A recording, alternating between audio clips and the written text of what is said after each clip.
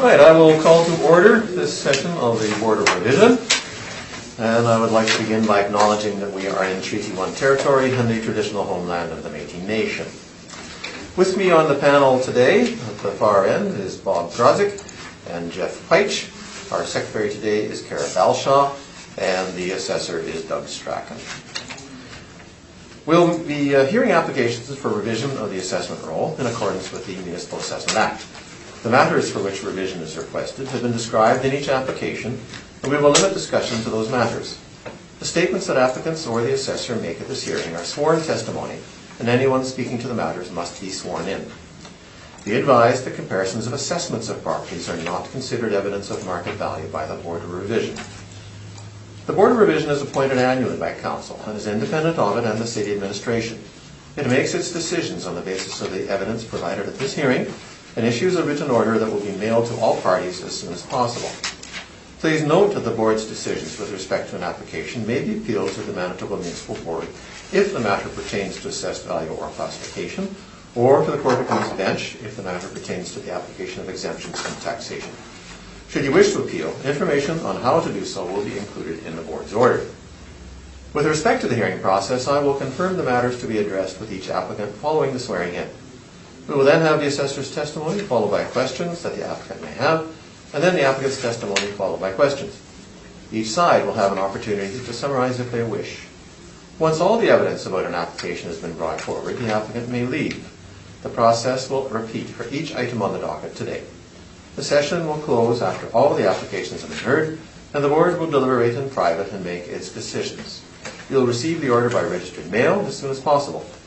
As information, all public hearings are live streamed, recorded, and will be part of the public record. So if we could have the swearing in of the two parties for the first item on the docket, which is 96 Barnes Street, Unit 1. Do you swear the evidence you present today is the truth, the whole truth, and nothing but the truth? If you haven't already put your phones on silent, could you please do so? We will permit the use of phones during the hearing with the permission of the chair if it is for the purpose of presenting evidence. Will you swear in or affirm today? Yes. Please state your name.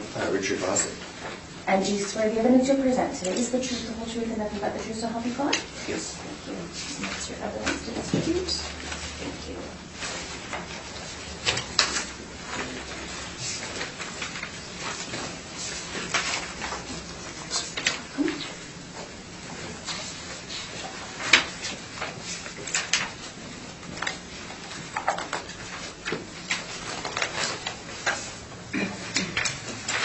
Mr. Strachan, when you are ready.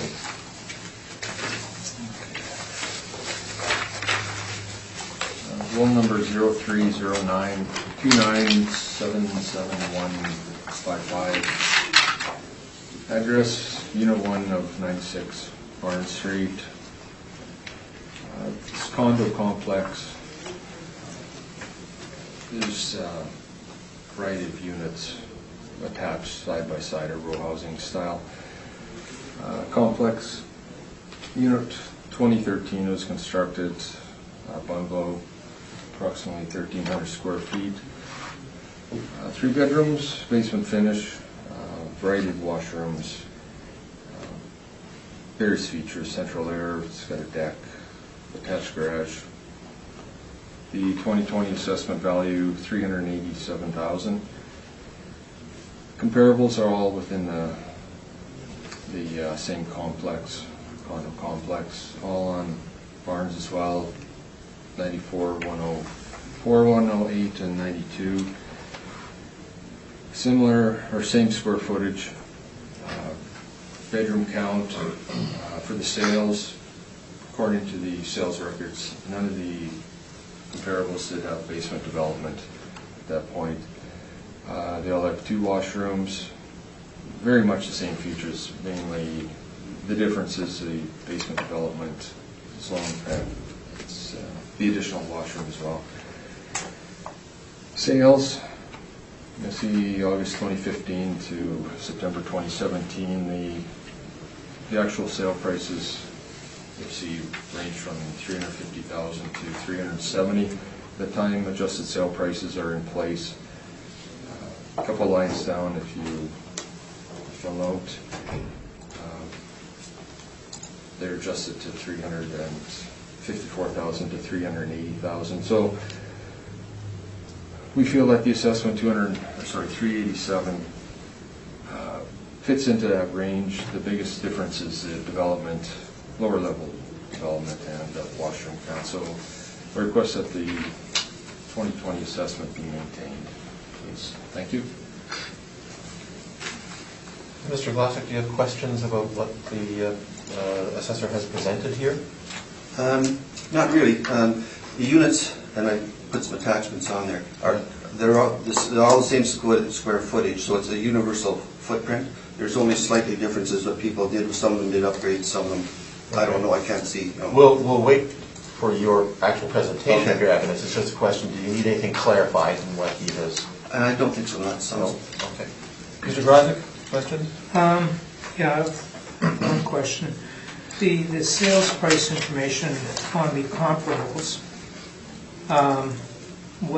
because they're virtually identical, in terms of their characteristics, what does distinguish the 370, 354, 360? Like, what are the differences between those? Why are they not a little tighter? The difference is the time factor. You'll see comparable 3 sale was August 2015, whereas comparable number 2 occurred September 2017. So there's a 2-year difference. The prices have changed. That's why there's a difference. Plus, there may be minor differences. Maybe I haven't inspected the property, so I can't confirm that. Possibly some of the countertops are marble, whereas some may be laminate, things like that. So it would have been helpful if I could do an inspection of the comparables. Yeah, you'd expect them to be. One other question, and that is, how old are these units? Like, when were these units built? 2013. Okay, so they're 6 years old. 6 years, yeah. Okay, thank you. Mr. Feitz? So just to be clear, you haven't inspected subject or the comparables? Correct. And in terms of the layout, as far as you understand, they're the exact same layouts with upgrades, as you said, that may have occurred, but you're unsure whether they've occurred. I looked at the plans very briefly.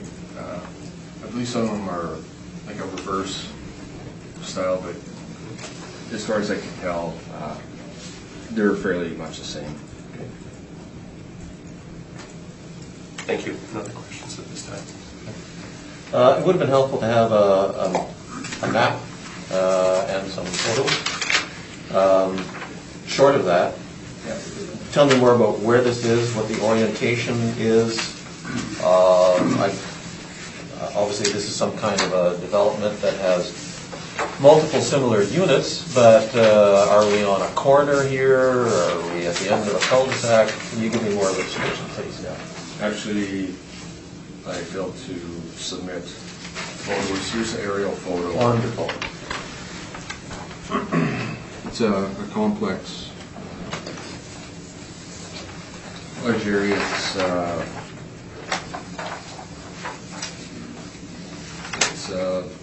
You'll see the corner of Barnes and Lee Boulevard. Quite a large development.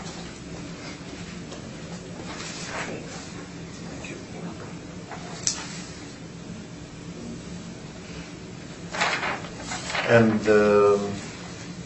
sorry, what's to the north? Assuming this is north is up. There's some large lots there. What is there?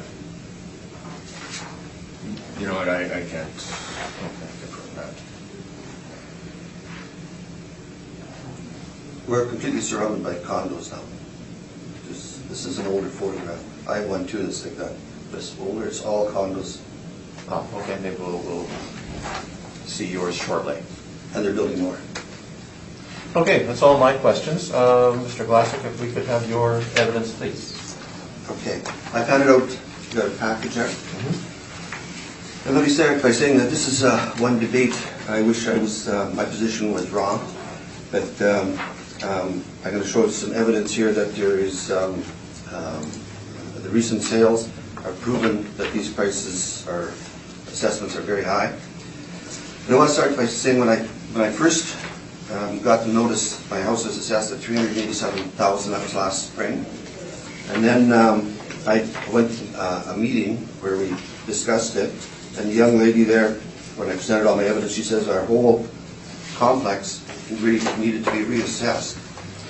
And it was, and all units were lowered by an average of 3.1% or 3.14%, except our unit. It remained the same.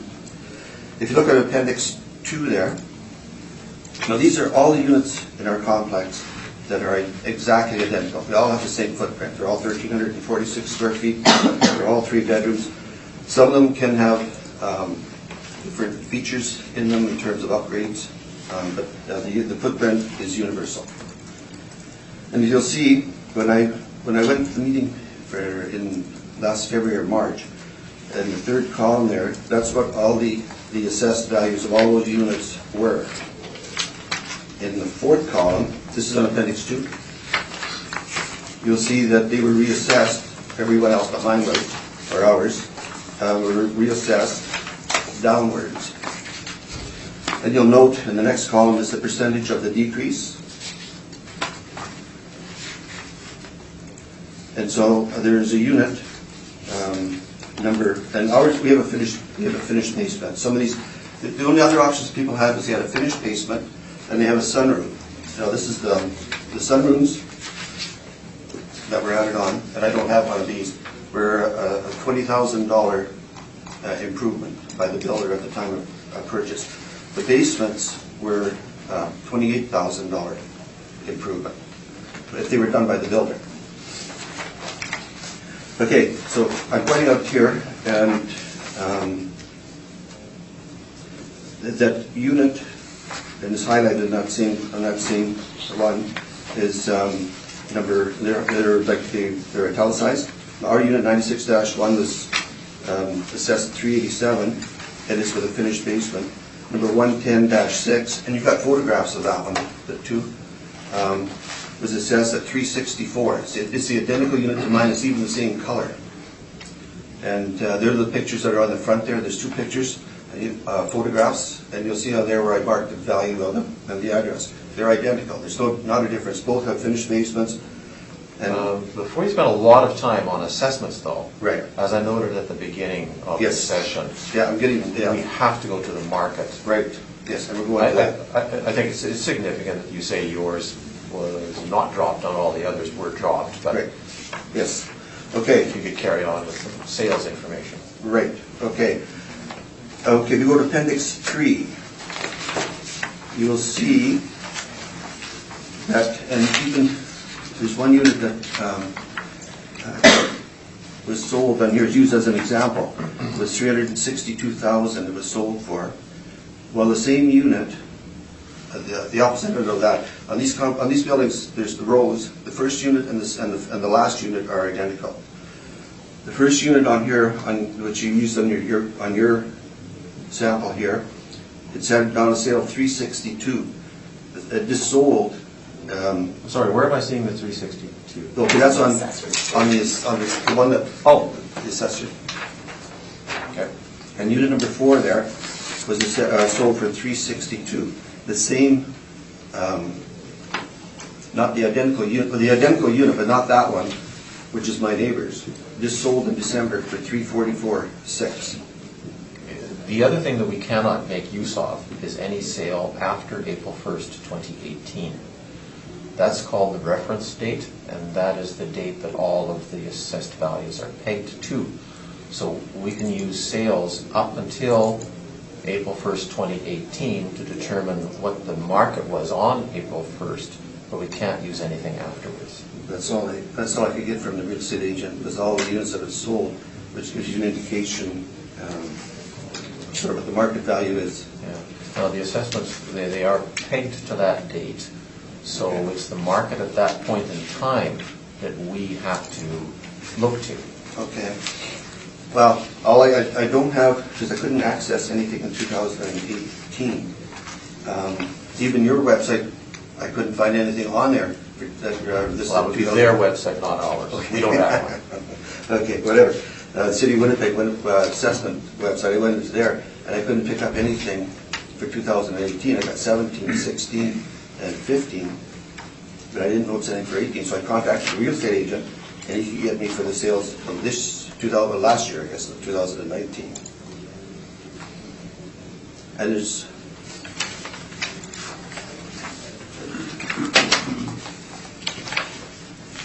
that throws me out because I wasn't aware that was an issue. Unfortunately, the real estate agent didn't realize that.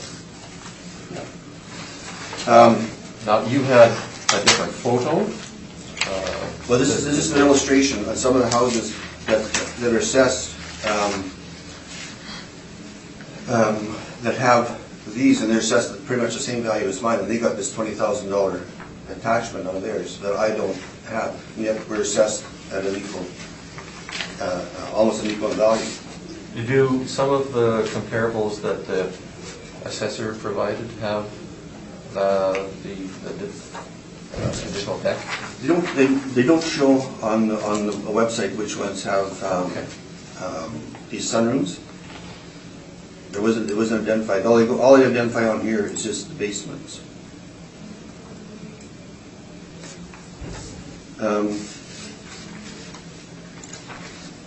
Okay. I wish I'd have known it because I would have made more.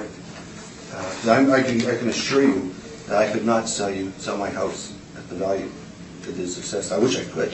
I'd love to. I paid a premium, and as soon as I bought it, I realized we had overpaid. I actually contacted the assessment department, and they said that it would be not assessed based on my purchase price, but on other units as well. And then I got Appendix 4 in there, which is an article I took up the Winnipeg Free Press that indicates in 2018 about the falling condo prices.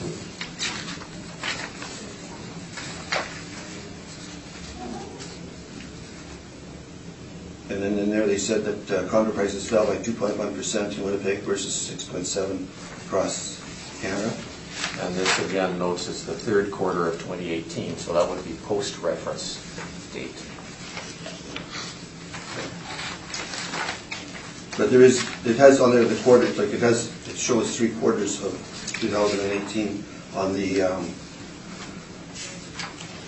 graph at the last page.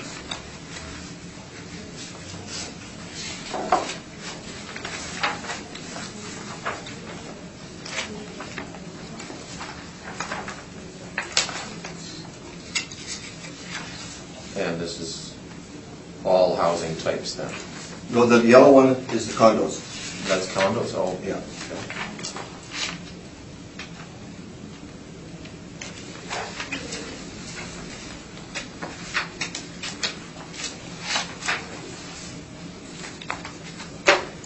Right. Do you have any other Well, material to give us? No, it kind of, I just don't understand the equity. If you have equal houses, how they can be assessed. Like mine is assessed at $23,000 more of an equivalent unit, and why mine can't be assessed the same. Okay. To me, it's just there's just so many inequities in here, and but I'm not allowed to compare the assessed values. I mean, there's units in here that are in the same complex that are 16% larger, but they're still assessed 5% lower than ours. These are 2-story units. And mine was assessed at 387. These ones are assessed at 1,562 square feet, are assessed at 380. They were all reduced too by that over 3%. But for some reason, ours didn't make it. Right. The only one out of them all. And I'm comparing, all my comparisons are exactly the same unit as ours. Mr. Strachan, do you have any questions?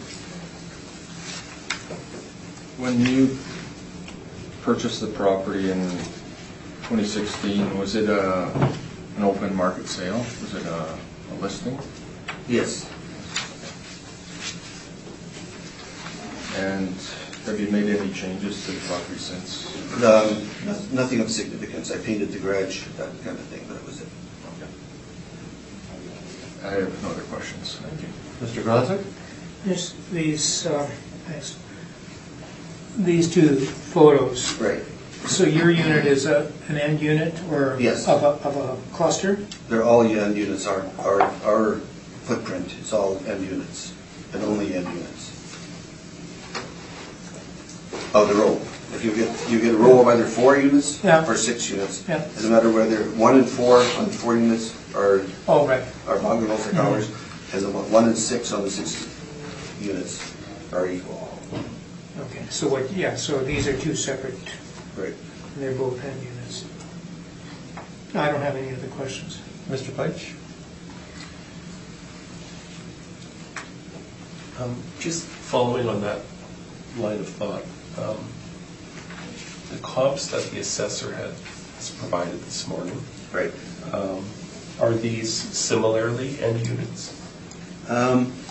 1-92 is, 1-108, and just, that one's an interesting one, 1-108. It sold for $354,900 in 2015. It sold for $343,000 this year. They've all been dropping. I know that's not what you want to hear. Right. But it's a point, like this way, the markets are not going down. They're going down. And 1-104 would be ours, like the same as ours too. So would you, sorry, you had another thought? No, Okay. no, that's not, I'm just trying to, and 1-94. Yeah, well, that's, I think, 94 is that's a 2-story. No, it's not though, it's 1,340. See, some of the 2-stories, like the 94, no, that's near us, that'll be that one. See, some of the 2-stories are 1,347 square feet, and they're getting confused, and they're assessed at a lot less than what we are. Right. Again, comparing. So just following on that then, based on what you just offered, that comp 2 and comp 4 are similarly end units, would you say comp 2 and comp 4 are then the best comparables of the 4 the assessor has offered?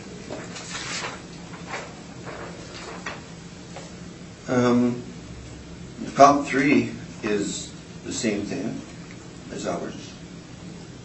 Also an end unit? Yes. It's a number, if it's got a dash, if it's a 1, it's automatic. And it could be 4 or 6, would be, it would be the same as ours as well. Depending on like the rows of 4, 1 and 4 are the same as ours, 1 and 6 are the same as ours. So I'm sorry, because comp 1 is 1-94. Is that an end unit as well then? Yes. Oh, so they're all end units. They're all end units. 1-104, yes, 108, 190, yes, they are all end units. They're all end units. Yeah. Okay. So back to my question then, just for clarity, in my own thought process about this, of the 4 comps, are any of these better than the others? Or are they all similar in your mind? They will be all similar. I mean, from the exterior and from the interior walls are all similar. They may have upgraded. I don't know if any of these ones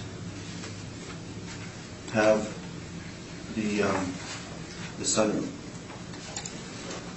And neither do we. What's that? And neither do we. No, That's the challenge. Exactly. Yeah. I did have a list of some of them that where I did list the sunrooms. Where's that spreadsheet? Okay. There's 92. No.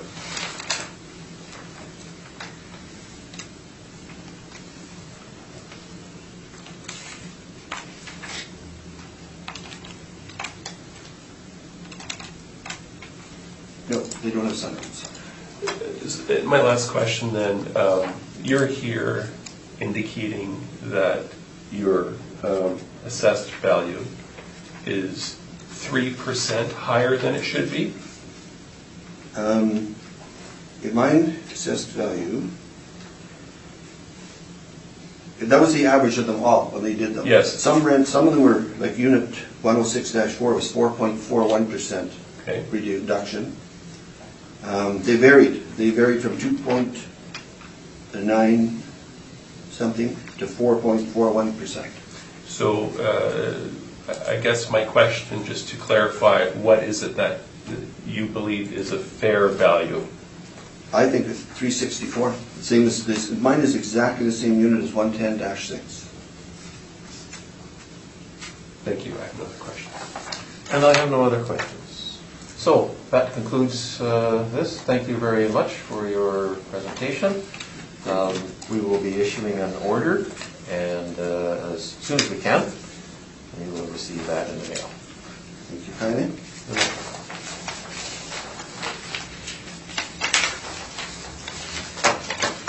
I wish I'd had access to the 18 numbers. 2018. Mr. Strachan can help you with that. On our website, it only shows sales up until April 2018.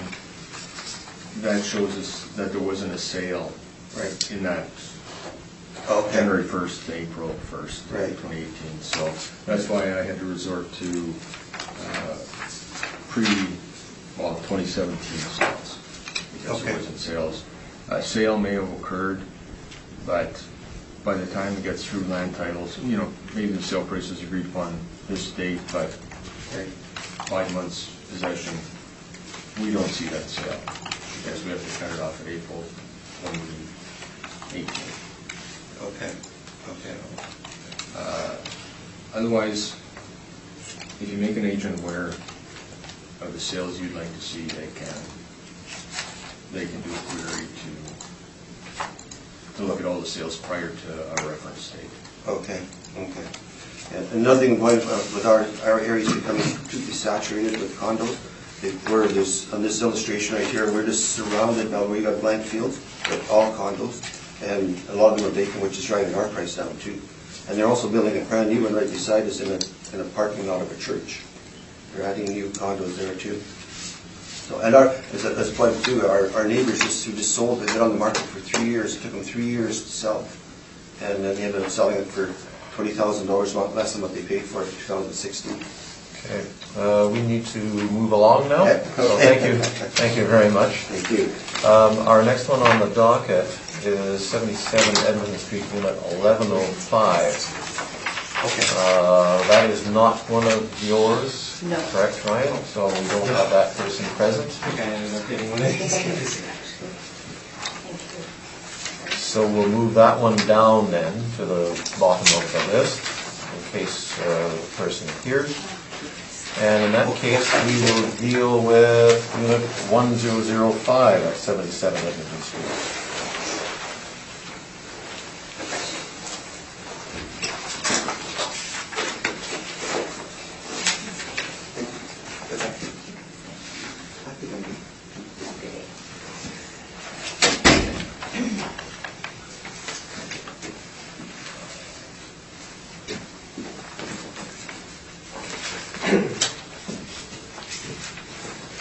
Are you swearing in this morning? Yes, do you mind just giving me a second to just kind of get everything organized?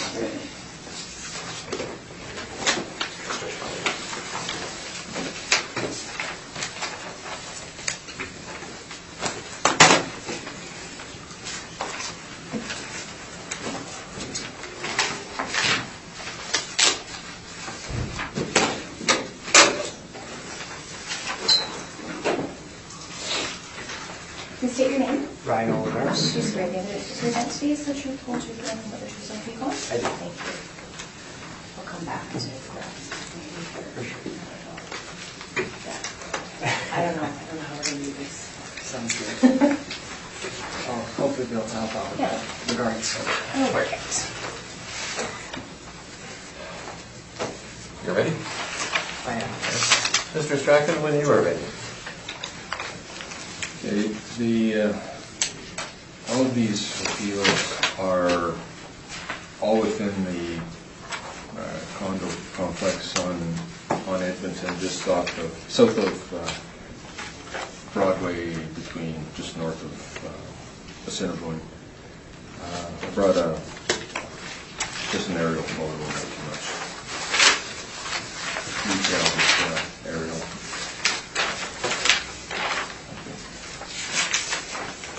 Thanks. So there's you see a lot of units within the complex that I would deal with. I had to create a sales comparison print out for each one. So I'm just going to make a spreadsheet with every unit square footage because I took into consideration which floor, tried to narrow down as close as possible. One on, for example, only one on the second floor or first floor, whatever. Seems like people pay more as they go higher. This doesn't always work that way, but in a lot of cases, I tried to narrow it down as close as I could. So that's why some of them with a certain square footage, it's kind of, the value is affected by location. Nowadays, it might not be affecting sales as much as it has, but that's the way I took a look at it this round. Just a question on what you just handed to us. Is there supposed to be something on the No, it was obviously a photocopy minor. It could be started that way. Empty paper. So, could go through them quickly, whatever you prefer. We put in a request for, based on sales prior to April 1st, 2018. A full review wasn't done to the complex prior to the notice being mailed out. This one, once I went through a variety of sales, we had requested an increase, taking into consideration sales prior to 2018. So it's in for a suggestion, but taking a look at sales, that's how the increased value was suggested. And you have provided a notice in accordance with the Act to Yes. the agent that you are seeking an increase. Yes, 10 days, at least 10 days in advance, and I supplied a copy to the board of provision as well. And your comparables are in support of the increased amount? Yes. Is that what you provided us with? And is it the same 4 comparables for every? There's a variety. They're pretty close. Again, I tried to narrow it down. The level, floor level, that's what I tried to take into consideration, but to try and make it uniform, if they were near the same floor level, I would, just to make it easier, just some of the sales are the same. So. So we have to have everything moved on anyways. Do you want to just leave the 36 on and then discuss? Yeah. Mr. Chair, if I could just say the fact, as I said, I bundled everything together for mine, or start from my brief here. So I don't know if just looking at this right now would aid you in the fact of how we should go about this. It just might make it easier in the end. That's all. All right, let's Yeah. take a look at that, considering how we're going to do this. Yeah, that way we could kind of see going forward how it's all going to look like. And this week's someone. For sure, yeah.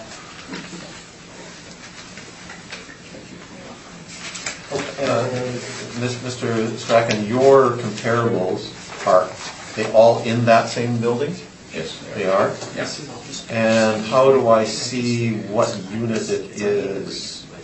Is that the street address? Yeah. 602, 412? That Yes, sort of thing? the That's first unit? one, Okay. 1005. That's the unit number? Yeah, that 1005 would tell you something.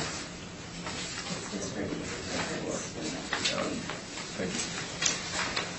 So that 11 would be the 11th floor, is that right? Like 1105? Yes. Is that the top floor? Just, I don't, just, Yes, it just to get a is. context.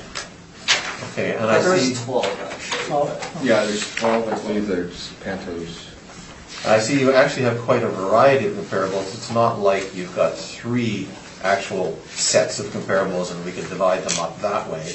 Right. You got quite the variety, which is going to mean that we have to go through Yeah, this to quite an extent. I tried to narrow it down. I to supply the same, I could have put the same sales for every single property, but depending on the square footage, there's a variety of square footage, levels, I thought it would be helpful to, time-wise, not helpful, but trying to narrow it down is Okay. Mr. Olivieros, you have bundled these how? Okay, so with my brief here, you'll see that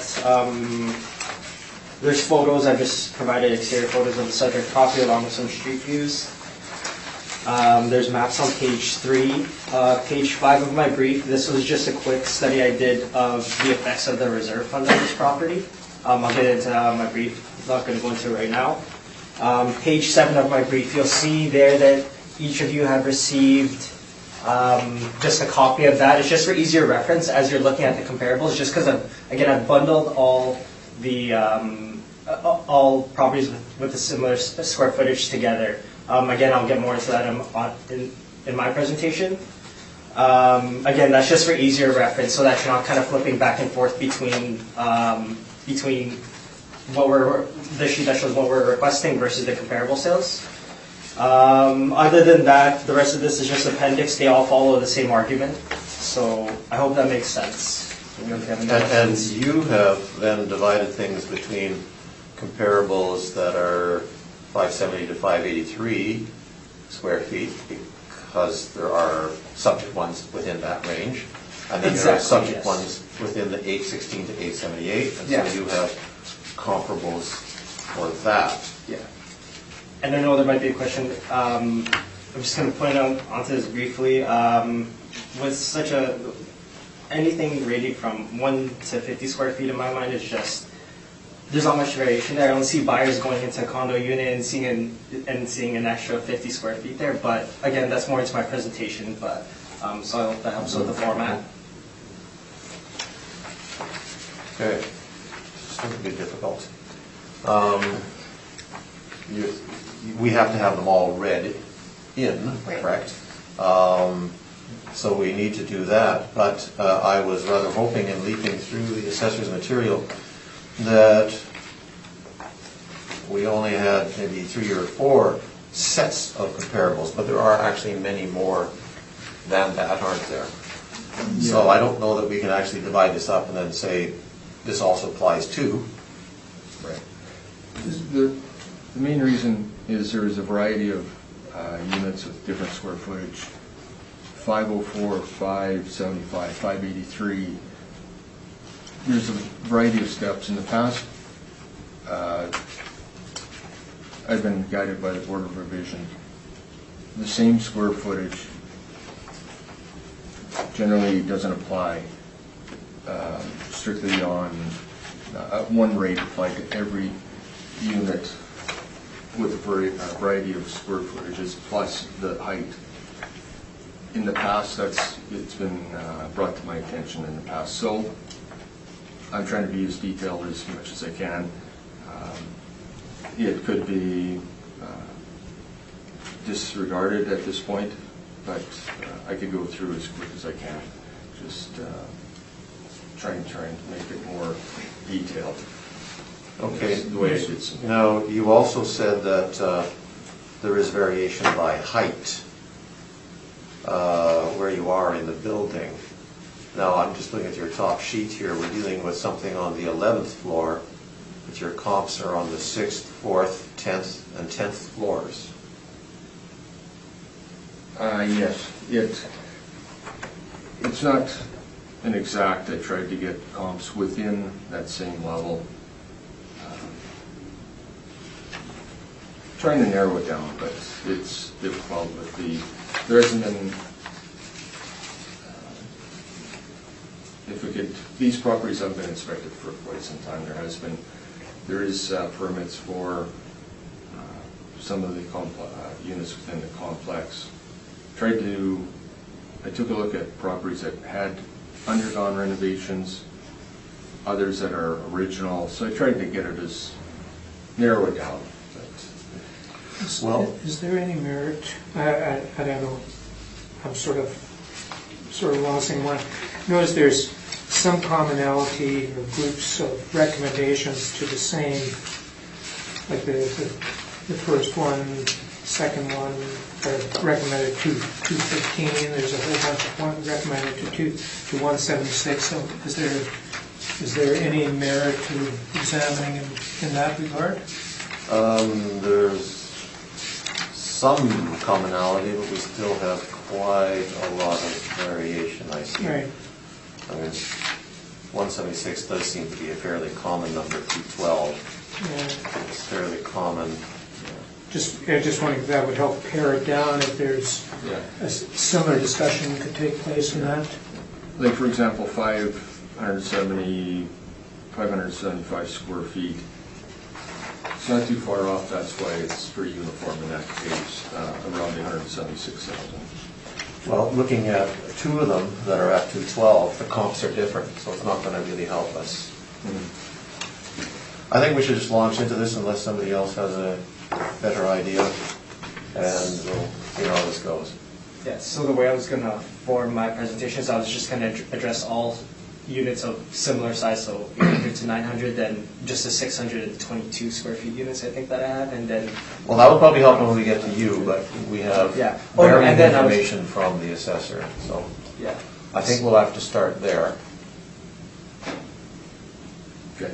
I won't, I'll just read roll number, the feet, the subject, property, and just quickly go through the comparables.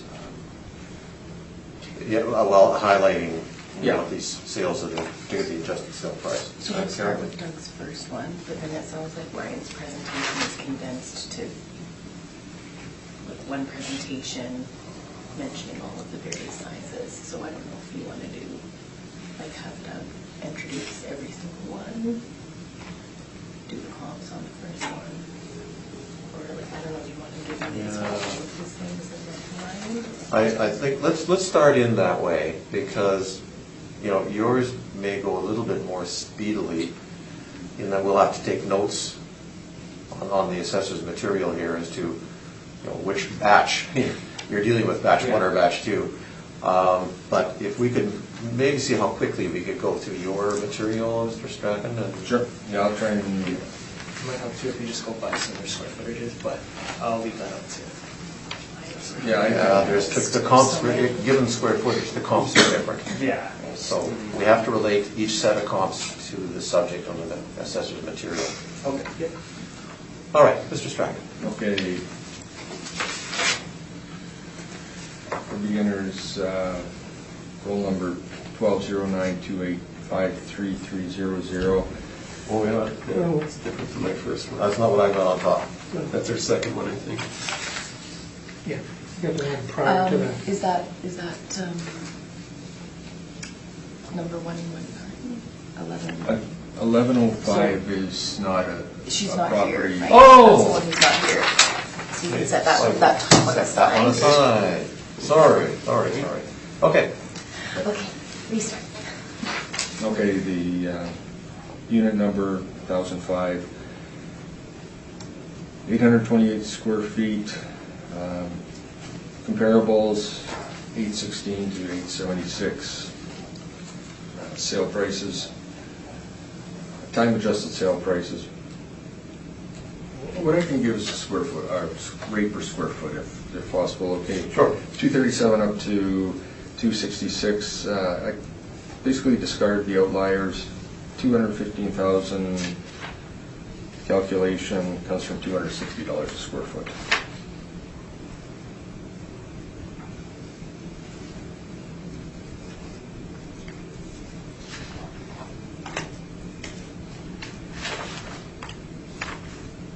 Do you want me just to keep going through them? or- Before you do that, maybe what you could do is give us a description of these things.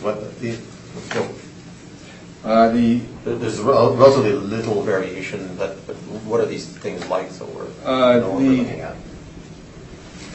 A lot of, they're pretty much the same units within the complex. There's some that have, it seems to be when it's owner-occupied properties, they're a bit better shape. To the best of my knowledge, all of these properties are rentals, other than one, there is an owner-occupied. I believe the appellant is represented a private ownership unit, otherwise all rentals. Okay. Some of them do face east, some face west. There's corner units, so there is a variety. Some people, once in a while, people say the best one is the west side. Other people like the east side. In the summer, west side you get direct sunlight. It gets pretty hot. Some people rather see the sunrise and sunset. So in this case, it didn't seem to make a big difference. So some of them do have glazed verandas, some are open verandas. So it's difficult to narrow it down. So what I took into consideration mainly was the square footage. Tried to get it down. To take a look at every record more intense, I would be able to find out if there was a glazed veranda versus an open, etc. So Okay. I tried to keep it fairly basic. All right, well then, if you would continue as you did, concentrating on the total living area, adjusted sale price, the sale, the price per square foot at your recommended value, that sort of thing. Yes. Maybe that can Yeah. feed yourself. Yeah, that would speed it up. It would. Is that acceptable? Yes. Absolutely. Generally, I left out. My practice is 4 years. I show sales that are below. Some sales are. There's always a range. You can't narrow it down to that exact number. So I'm showing that. Honestly, there is high, some lower than the assessment. Been doing it that way for years. I'm not going to. Probably, I could go through all the sales and pick up sales that are higher than the assessment. That's not, I'll say, equitable. So I'm showing a range of sales. Okay. So, All right. so some of the sales that I have supplied are below, but again, trying to be fair as possible. Thank you. So that was unit 1005 requesting a rate of $260 a square foot, or $215,000. Let me just read the roll number. Yes. On and on. Okay. Roll number 1209285430, unit 1008, 500 square feet. The 2020 assessment, $146,000. The sales are supplied either 570 or 575 square footage. Sale price, time adjusted sale price is $293 up to $315. Again, discarded the outliers and narrow it down, 176,000 or 309 a square foot. The next roll number 12098559900, unit 1108. Same thing, 570 square feet, same comparables. 2020 assessment, 146 recommended, 176,000 or 309 square foot. The next one, unit 1109, roll number 120928555100, 816 square feet. Comparable is 816 up to 876.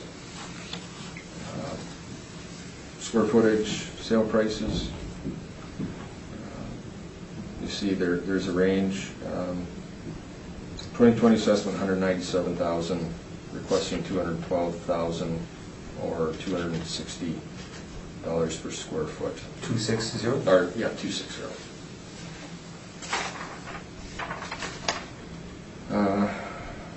Next one, suite, 1110. Roll number 120928555800. Another 816 square feet. These ones, 3 out of 4, the comparables are 816. Sale price, again, a range. Weight range 248 to 266 square foot. I'm requesting 212,000 or $260 a square foot.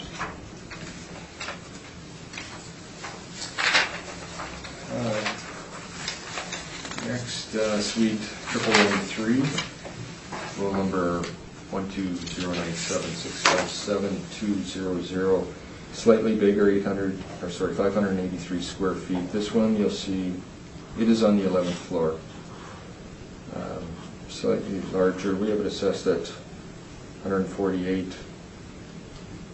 Basically the same comparable, somewhat higher. See comparable number 2 is also on the 11th floor at $312 a square foot. So in this case, I'm suggesting $176,000 or $302 dollars a square foot. 302? 302, yes.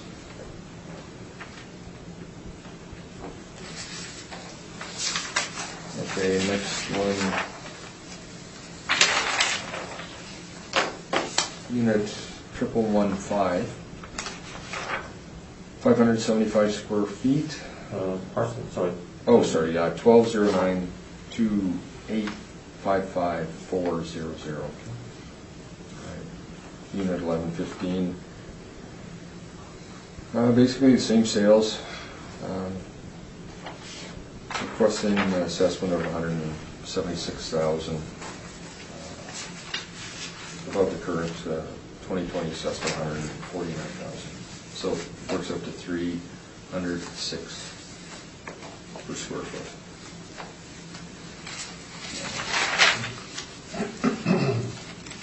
Just pointing out, again, due to the reference date, I looked strictly at sales prior to that. There has been sales post, but my guidelines, I always review prior.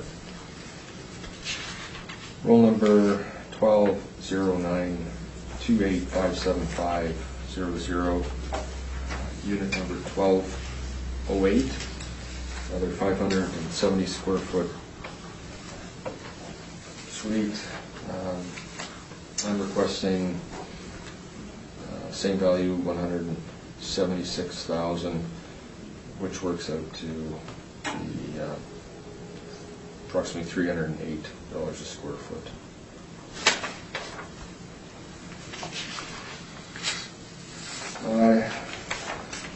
Next one, unit 204, 120928407000.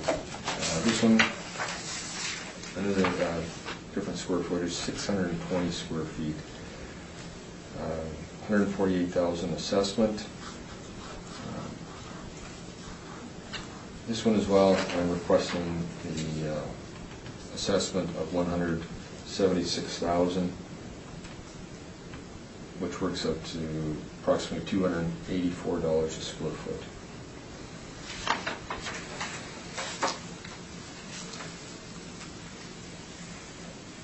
Suite 206, roll number 120928400600,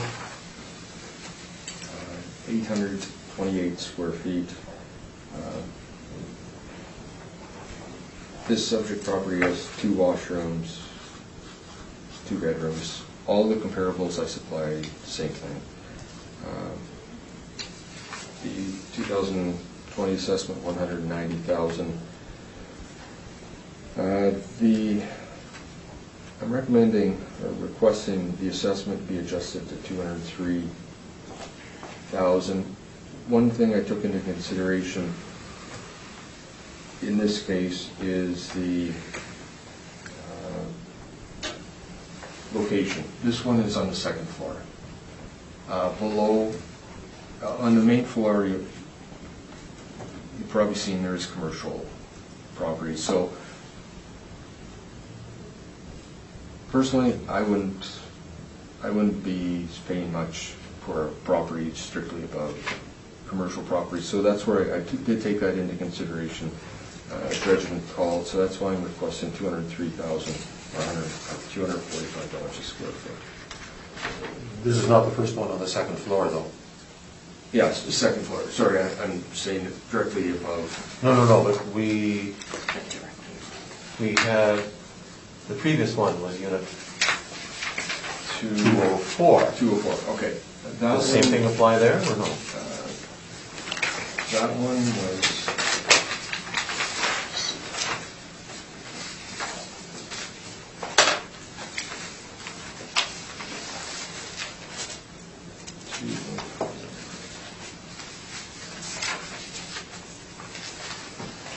One of them was on the west side. One was on the...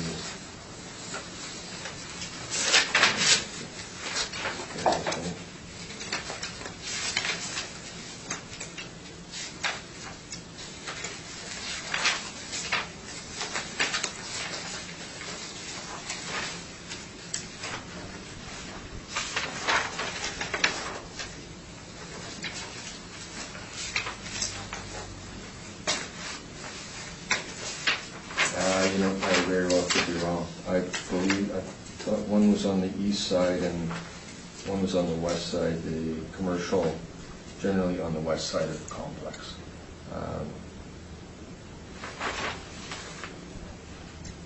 But by the looks of it, both of them are on the west side. So the 206 you'd expected. yeah, I would be requesting that value. So we're going back then to Just unit 204? 204. Yeah. Roll number, last 5 digits, 40700, unit 204.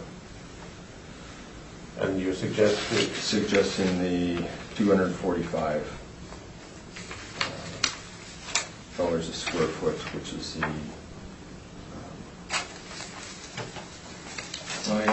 the, the difference there was the square footage of the unit. That's what the difference was. Mm-hmm. That's why the value was higher. It is above, that's why the requested value is higher, based on square footage, the rate per square foot, or because of the size of the property. You'll see unit 204 is 620 square feet, whereas Right.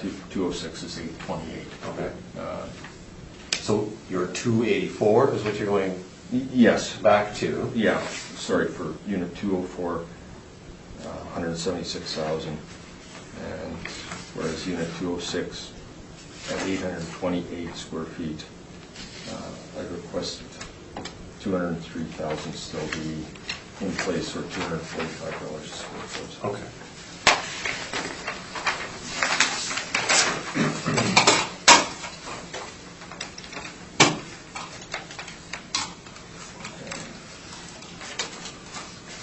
Unit 209, 1209284130. Unit 209, 816 square feet. Assessment 183,000. This one, there was a variety of sales.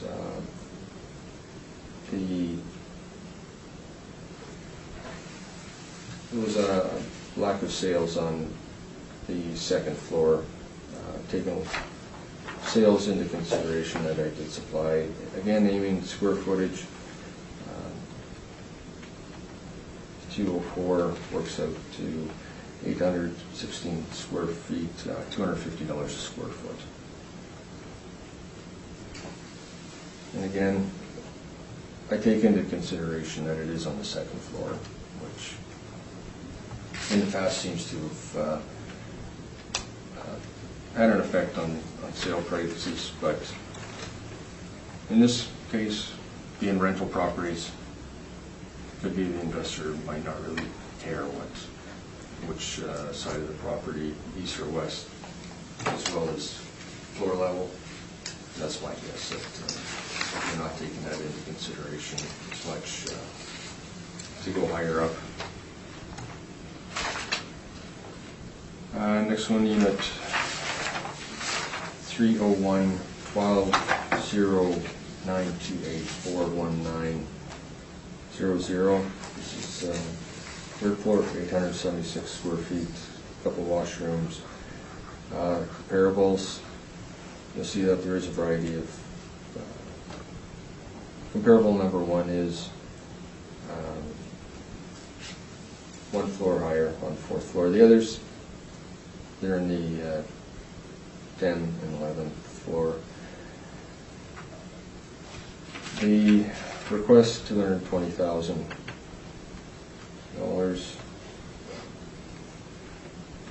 Works up to $251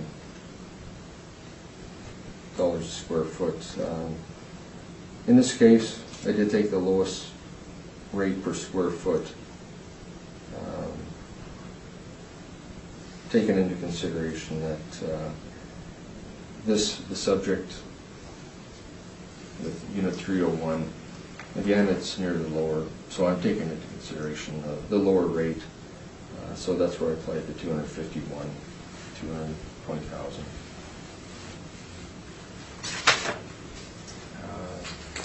Next one, 303 1209284200. This is one of the smaller size units, actually the smallest. That has an appeal of 504 square feet. Very small. I'm sure there's a limited number of potential purchasers. We had it assessed $125,000. Sales, I was unable to find any sales of 504 square feet. I don't believe, I didn't look to see how many 504 square foot units are in the whole complex. So the ones I supplied are 570 square feet or 580 square feet. So not a huge request for an increase, but it comes to $270 a square foot. Again, leading towards the lower rate, 270 per square foot or 136,000.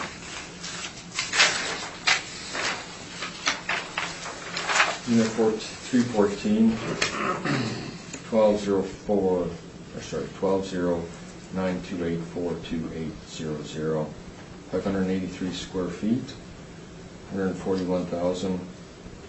Comparables, 583 or 575, and requesting that the assessment be adjusted to $160,000, which works out to $274 a square foot.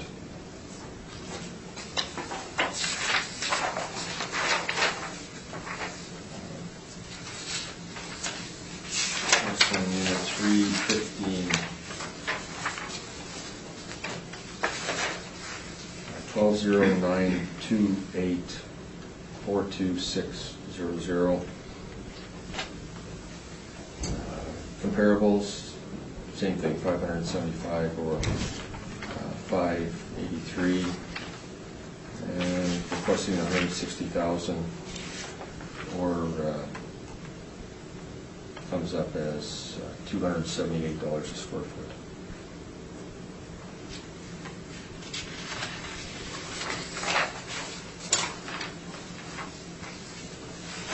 Unit 402, 120928545000, 876 square feet. The 2020 assessment 208. The sales either the 816 or 876. So I'm requesting 220,000, and that is the $251 a square foot.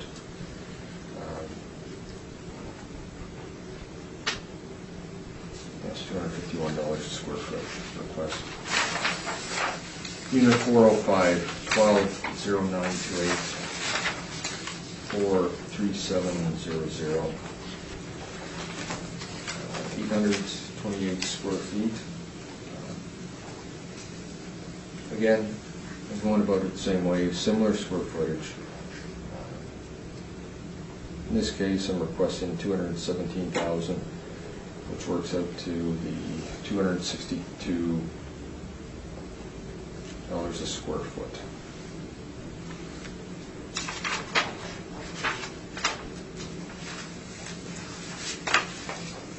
Next suite, 406, 1209283990.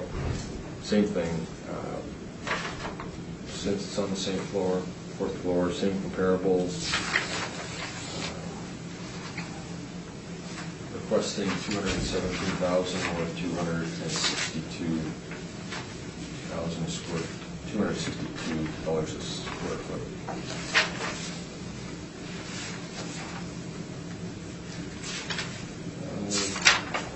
$408,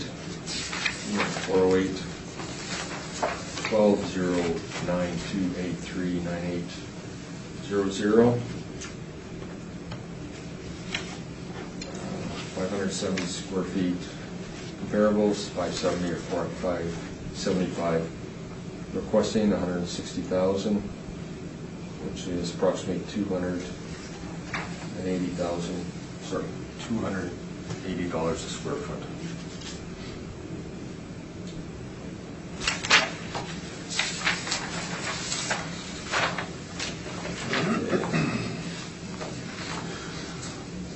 The next one is Suite 410, 120928, 44600, 816 square feet. 2020 assessment 191. I'm requesting 212,000 or $260 a square foot.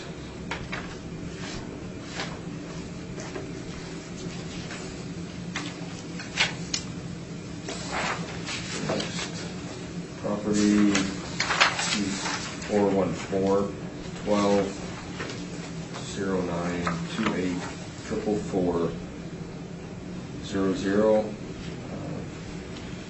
583 square feet. This one, 500 for the comparables, 570 to 575. Unit size requesting 176,000. Works out to approximately just under $302 a square foot. You see the range of sales again from 293 to 315. Again, kind of took the outliers into consideration and arrived at the 302 square foot. Unit 415, 120928. 44200, 575 square feet. Again, in this case, requesting 176,000 comes to 306 per square foot.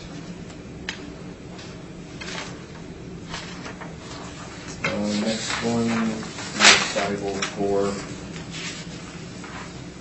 120928, 46500. Slightly different, slightly larger square footage in this case from the past couple, 620 square feet. This one, due to the very small difference in square footage. The same comparables were used, so I'm requesting the same assessment as previously requested, $176,000, and rate per square foot just under $284 a square foot.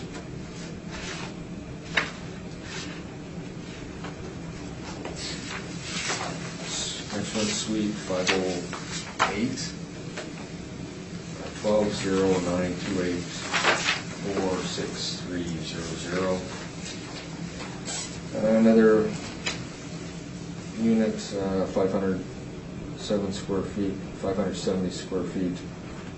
Comparables, same ones, 575, and requesting that the 2020 assessment of $146,000 be adjusted to $176,000, which is approximately $308 a square foot.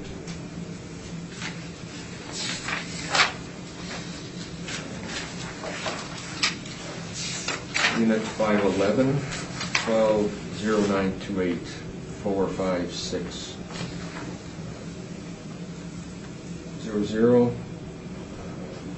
816 square feet.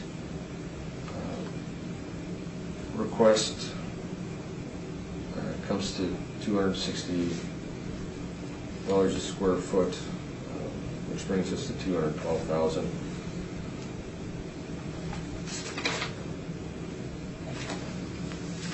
Following properties. Square foot. Oh, sorry. Square foot, it is 260 square foot. 260? 260, yeah.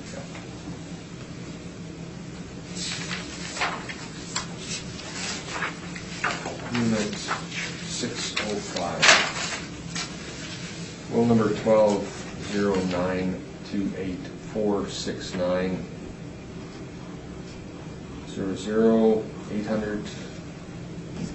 828 square feet. The offhand, I don't know how they came up with all these different square footages. 816, 828, quite a variety. But we have this one assessed at $201,000. I'm requesting increase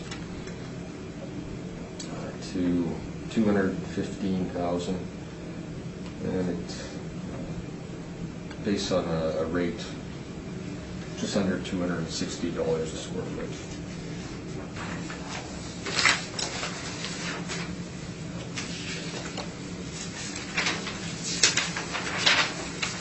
Unit 609, roll number 1209284710, 816 square feet. Assessment is $197, requesting an adjustment to $212,000, which is $260 a square foot. I haven't been bringing them up too much. You'll see that there is the sale price history. If of any interest, there really hasn't been too many sales close to the reference date, prior to the reference date. So same thing goes for all the other properties. I should have mentioned that at the start. Next is Suite 706, 1209284600. This one is assessed at $197,000.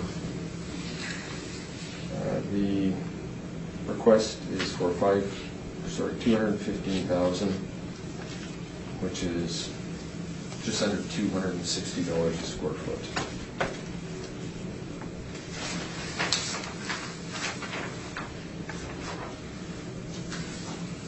Next is 707, Suite 1209284600.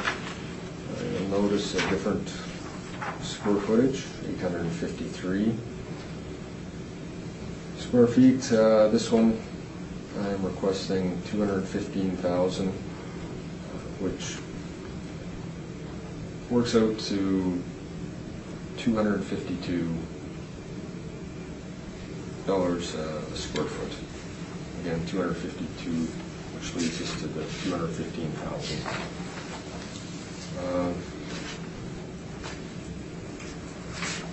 I see you'll notice the comparables there, our sale history, fairly, well, not fairly recent, but one of the more up-to-date, sold for $207,000 in 2012. Unit 710, 120928494400. This one, 816 square feet, which leads us to the $260 a square foot again, $212,000.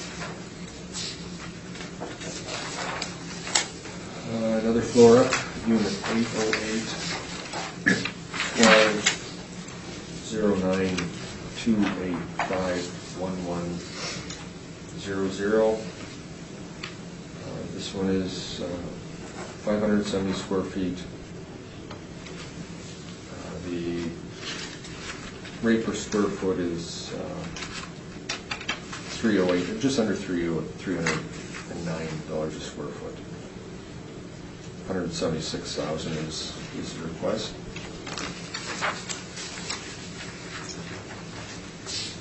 Next one, 8th floor again, unit 813, 120975277700. Another 583 square foot unit, requesting $176,000, which works out to just under $302 a square foot.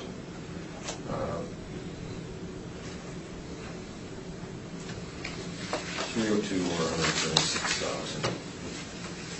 Suite. Next one is Suite 903, 120928511600. Another one of the smaller suites. It is the 504 square feet. The comparables, of course, that would be the larger ones, 570 to 575.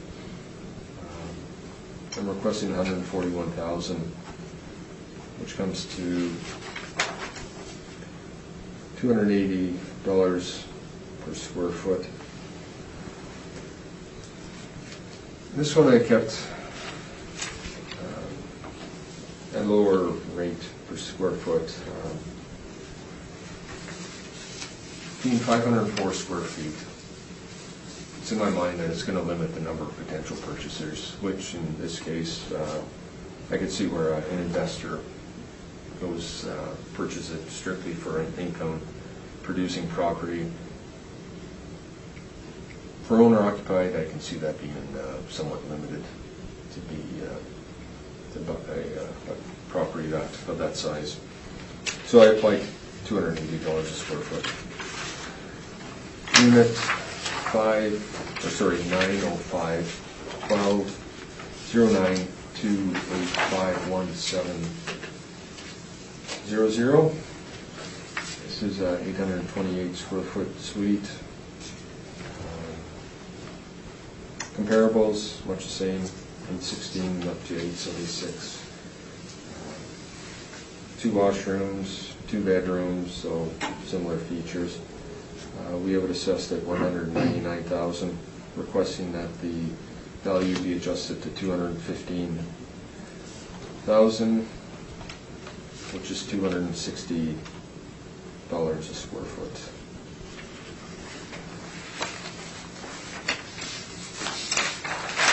Okay, Suite 906, 1209285280, another 828 square feet. Same as the previous one. I'm requesting $215,000 or $260 a square foot.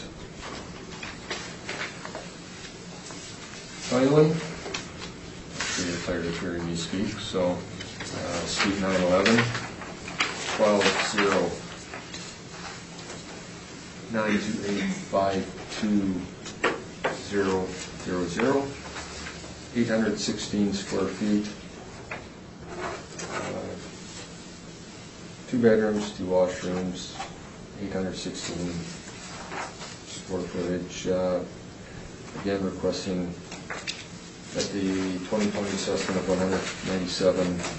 $197,000 be increased to $215,000, which is 263, or set to 263 per square foot. Thank you. Okay, before we turn to questions, I suggest we take a short break, 5 minutes to stretch our legs, and then we will resume with questions.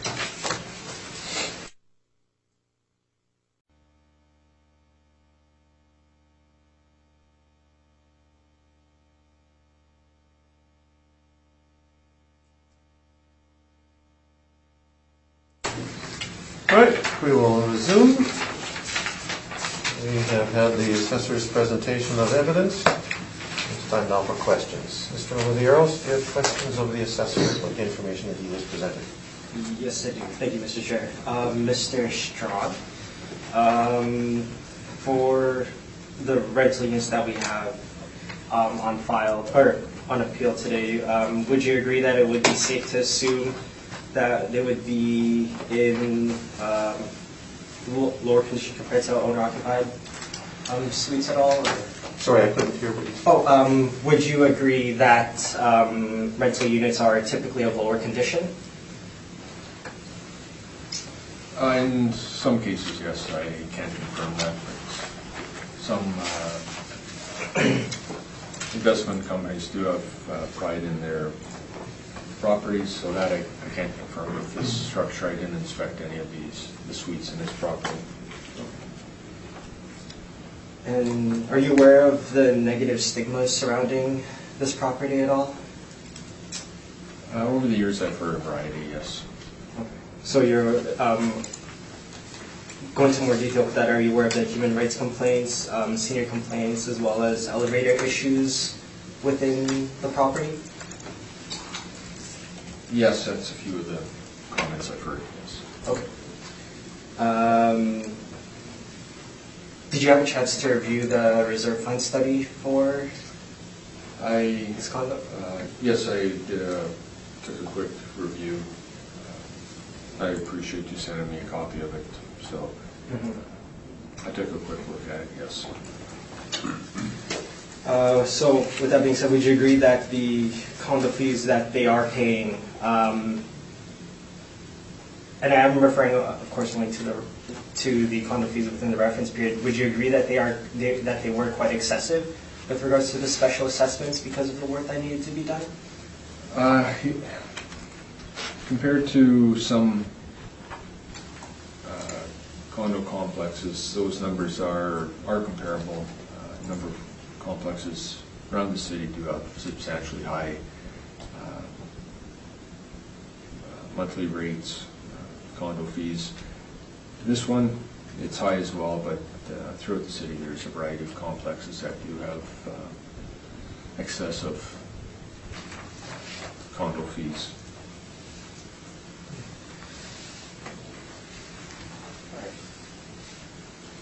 So we have a number of rental units. I'm only referring to the owner-occupied unit for Unit 1110, so I'm thinking about this from an owner-occupied sense. Would you recommend somebody to buy a condo within this building, given its current condition, the negative stigmas that I see surrounding it?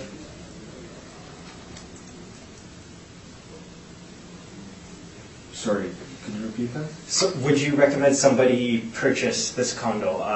Somebody's looking to buy a condo within downtown. I understand that there's conveniences around there. Would you recommend somebody to buy into this specific condo in downtown, given other substitutions? Without, personally, I wouldn't give advice to somebody without being supplied with a variety of properties. Assessment-wise, I don't deal with personal opinions too often. I wouldn't recommend or suggest to some person not to buy a property. That's their decision. I wouldn't be making a decision on their part. So it wouldn't be public representative to make a decision on information supplied. That would be up to the potential purchaser. Okay.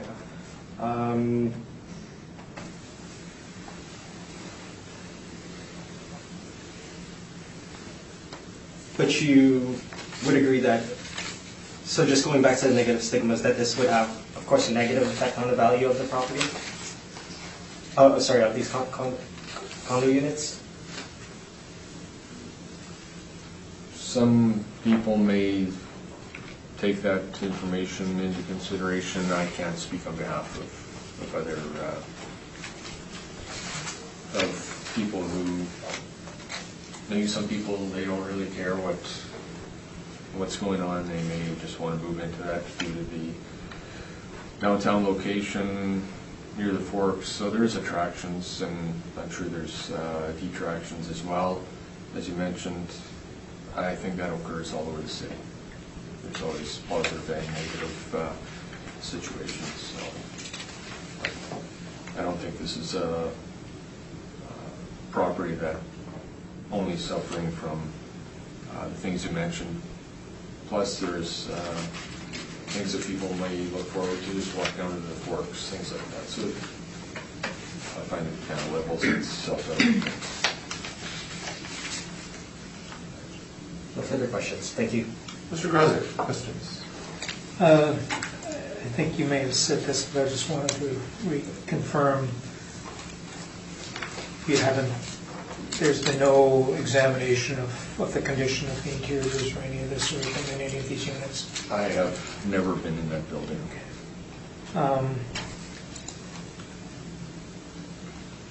That's the only question I have. Mr. Pudge? My question is specific to a particular unit, the one on the second floor, number 206-77. It's, I don't know how many sheets in. Give me a second. It's unit 206. Unit 206. This is something that you raised in your discussion. I'll wait for you to find it.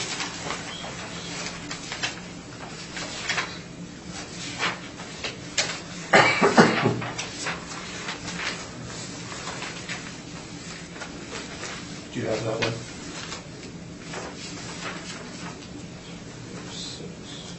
Okay.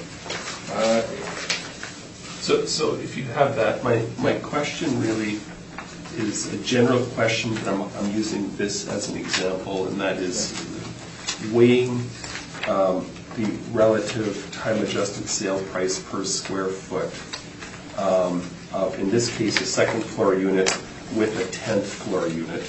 And I know that you in your presentation indicated that you've made some allowances because it is a second floor unit. So I guess, you know, when I look at these comps in particular, I see a sixth floor unit at $237 per square on a time-adjusted sale price. I see a fourth floor, 262, which is higher, an eighth floor at 236. So how exactly did you arrive at the 245 per square in this case? And maybe if you can make a general comment about other cases as well. Yeah. It's just to get it was difficult with this property because there wasn't too many sales that occurred that were on the second floor, which there is the commercial. I've been driven by there recently. I think it was a convenience store years ago. There could be changes since, But there is other condo complexes in the neighborhood, just as trying to get a feel for just to see what the trend is for second floors. Second, it seems to be the second and third floors that, more so the second, that seemed like there wasn't as big of an attraction. That's where it was difficult to get comparables. So it was a judgment call on my part. So, but I see your comp 1 and comp 3 Yeah. in this particular case are lower. Lower, yeah. And they're on the 8th and 6th floor. Mm-hmm. So, Yeah, is there some arithmetic approach to the $245 per square foot in this instance? Let me go through my notes here. Excuse me for a moment.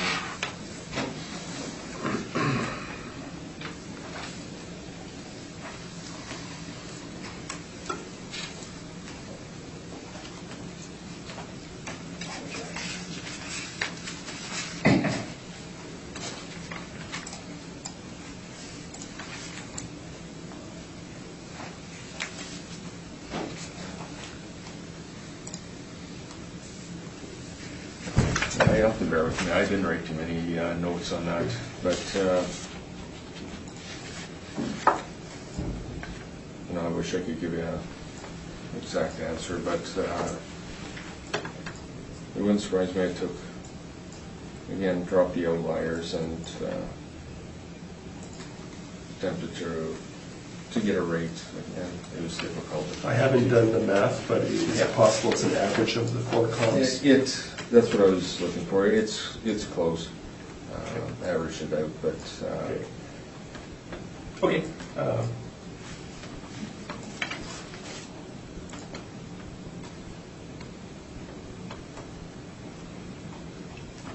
the average is approximately 250. I believe that's what I did take into consideration. I appreciate your comment.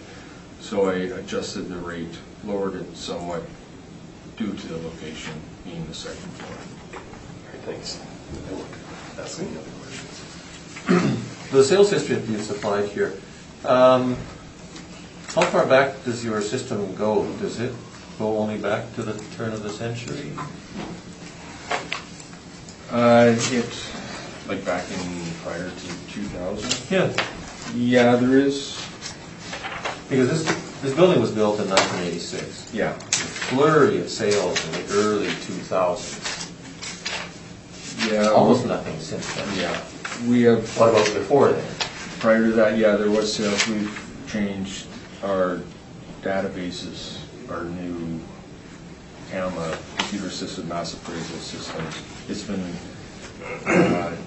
changed or altered. The property is built in 1986, so since then it's been adjusted twice. So I disposed of sales prior to, by the looks of it, 2000. So tell me more about this building, and I want to get a better sense of it, and I'll be asking the agent the same question. There's this flurry of sales in the early 2000s, and then nothing. This is largely investor purchased, obviously, from rental properties. Quite a variety of relatively small investors. Who built this building? How was it marketed? To whom was it marketed? Who were the purchasers? And then why did nothing happen in terms of sales for the last 10 years or more? Offhand, I don't know the builder. I remember when, this is 1986, that's the year I started with the city, moved from out of town. I remember this property going up. I don't know the builder.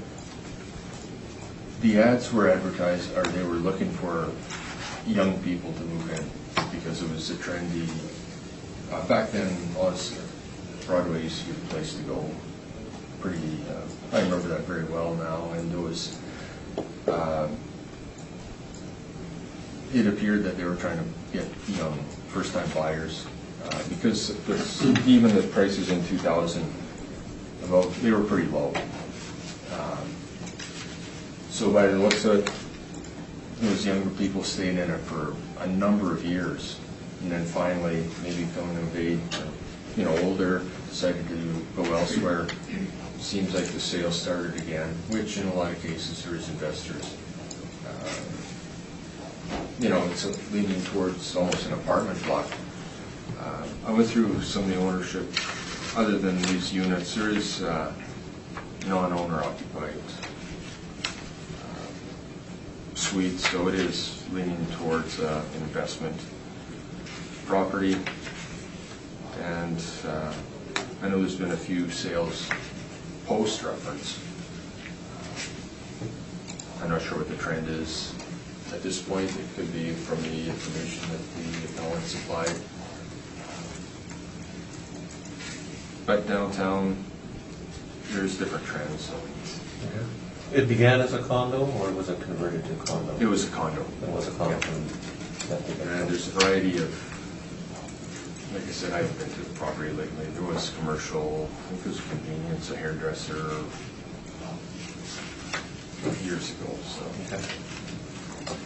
All right, that's my only question. So we will now turn to your opus magnum and go through that. It's not as bad as it looks. All right, so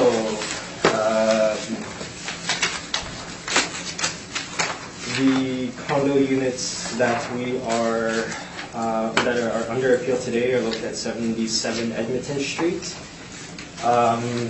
On pages 1 to 2, I have provided you photos of the exterior of these properties. And you'll see, I'm looking at pages 1 to 2. The reason why I've given you these street views here, just to give you a sense going forward into my presentation here.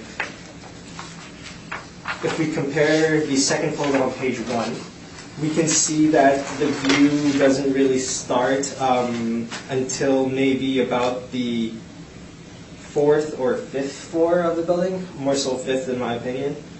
Of course, going more north here, you'll see that there's not, I didn't get a good angle there, but there's not much obstruction as there is with the southern end of this complex.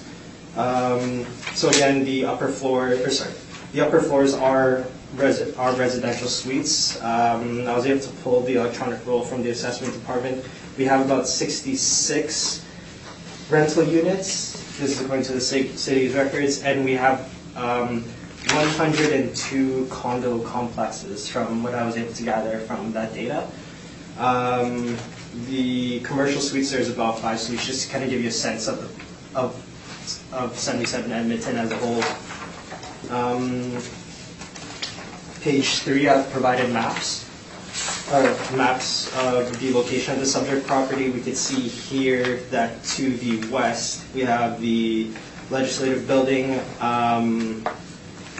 First picture, you can't see it, but on the second map, you can see that on the east side, we have the Forks there, and the river as well. Red River on the east and the Assiniboine River at the south of the property. So that's the description that I have here. Moving on to page 5. Now, from the data that I was observing, these tenants have been paying quite an excess in special assessments because of the work that needs to be done on the property. So with that being said, what I did with this to kind of show you what I think is happening with this property is I took how much they would pay monthly for each of these sales here, and I counted for the mortgage payment, the condo fees, the 2017 property taxes, bring them down to monthly, and the estimated special assessments. So you can see here that on average, the special assessments that they're paying for this condo accounts for about 23% on average of their monthly fees. So I would advise you to keep that in the back of your minds going forward here.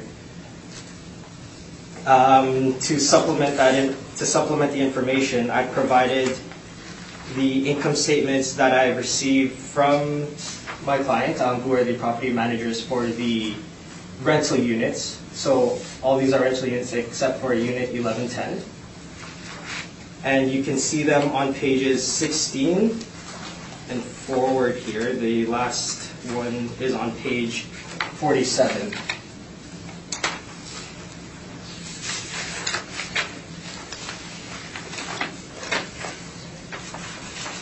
And there's a line marked there, special assessments with how much they were paying as of December 2017.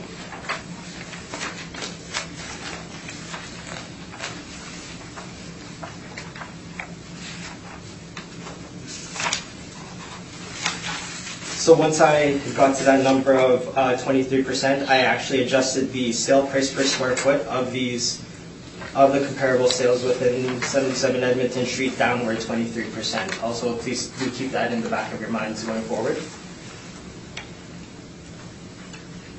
Now on pages 48 to 50. Sorry, can you just repeat what you said? With regards to the 23%. Adjusting the price by the 23%? Yes, so a purchase, to go into more detail of it, a purchaser looking to buy into this condo. They're going to see that special assessment, and I'm trying to sort of model it. I modeled it in this way to say that they're going to take into account that their special assessments are going to be are very high, which is why I decreased the sale price per square foot for each of these comparable sales down 23%.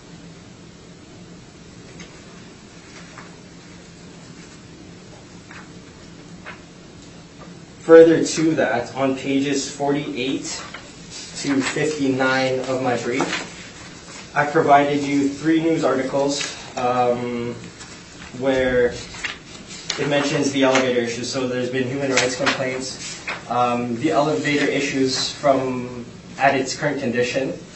They're still running into problems with it, and I have an email from my client for Unit 1110. And he does say that right now the elevator for this complex, it is operational, but there's still further repairs to be made. So it seems to me that this property, it's having some ongoing issues, even until now. And these articles that I've shown you, they're back from 2017. So these issues with the properties, with this property in general, with this property has been lasting for almost 3 years now.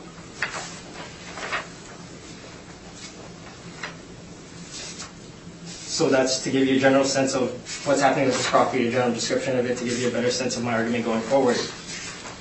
On page 7 of my brief, I provided a summary for you here, and you'll also have a separate page just for easier reference as I go into my comparables. So for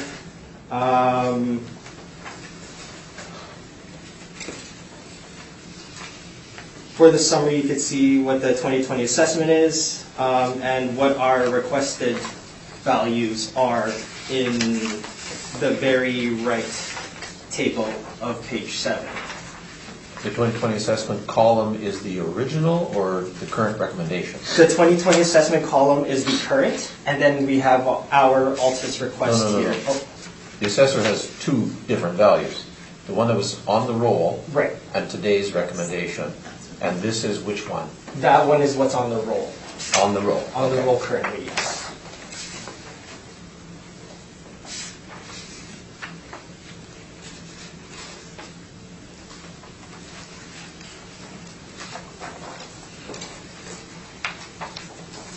So now going into my comparables, I'll start off by looking at the comparable sales that are in the 500 square foot range. Sorry, looks like I got the pages mixed up here a little bit. On page 9, I have the comparable sales that are 570 to 583 square feet. They are the only 3 sales that happened within the search criteria that I had looked for. So I went back from January 1st of 2014 to April 1st of 2018. the comparable sales, they show a sale price per square foot range of $193 a square foot, to $220 a square foot. Sorry, where are you seeing that? Page 9. We're on page 9? We're on page 9, yes. Three comparables. Price per square foot. Three comparables, price per square foot, $265. I think I was flipping through and I got it all mixed up here. So, yeah, sorry, $204 a square foot to $242 a square Okay, foot. I'm still not seeing that. Am I on the wrong The page? adjusted price. It's the adjusted price. The adjusted price per square foot. After the, okay, Yes. sorry, you said price, I missed the adjusted part. Yeah. That is, Oh, I did say price. that is adjusted for the 23%. That is adjusted for the 23%, yes, thank you. And the reason, and again, I gave my reasons for that. You'll also see that I haven't done any time adjustments for the comparable sales. With the negative stigmas affecting this property, I don't see in my opinion, I don't see these condos going up in price between January 1st, 14 to April 1st of 2018. Just to give you an example, actually, on page 9 itself, we can see that 416, Unit 416 and Unit 514. In 2015, the number 416 sold for $181,000, yet number 514 sold for $154,900, and it's on a higher floor. Arguably, you'll get a better view from the 5th floor. And from what my client told me, the units of even numbers are on the west side of the property.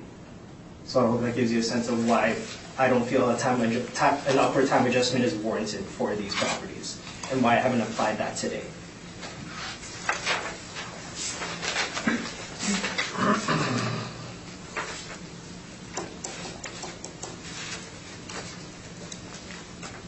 So, for the units ranging from 504 square feet, going back to page 7 now.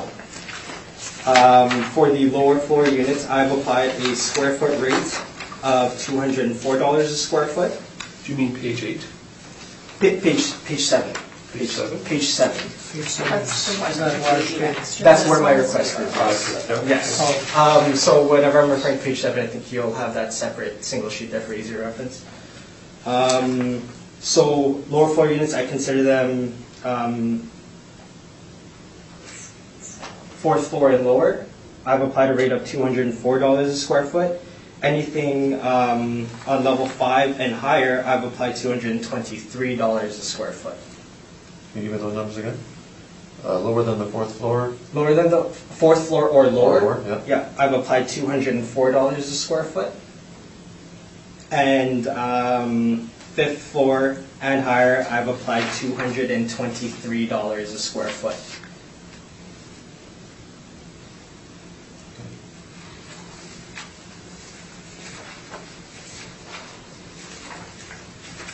Okay, so now moving to the units in the 600 square foot range that you can see on page 7 of my brief. That is units 204 and 504. I've used the same logic for this as well. So I've applied $193 a square foot for the lower floor and $205 per square foot because it's on a higher floor. Going to my comparables for this on page 8.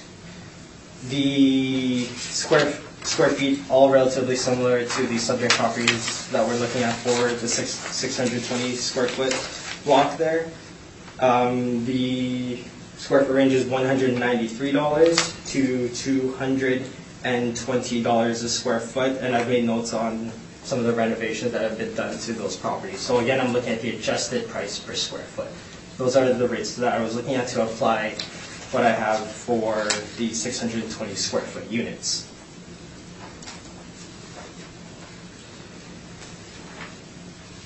Now moving on to page 10. provided you 8 comparables for now. The properties under appeal today from 816 square feet to 876 square feet. The sale prices per square foot, they range from an adjusted price per square foot of $166 a square foot approximately to $259 per square foot. So for the lower floors, I've applied a per square foot rate of $172, and for the upper floors, I have applied a per square foot rate of $182 a square foot. So you're probably asking yourselves why I haven't applied different rates for the different size units. Again, that is because to demonstrate, I'm a purchaser walking in and I'm seeing an 812 square foot unit in comparison to, let's say, maybe let's go with an 850 square foot unit approximately to an 876 square foot unit. I don't see there being much variation in that. That's not a big difference in my opinion, and I don't think would have a huge bearing on the value of these properties.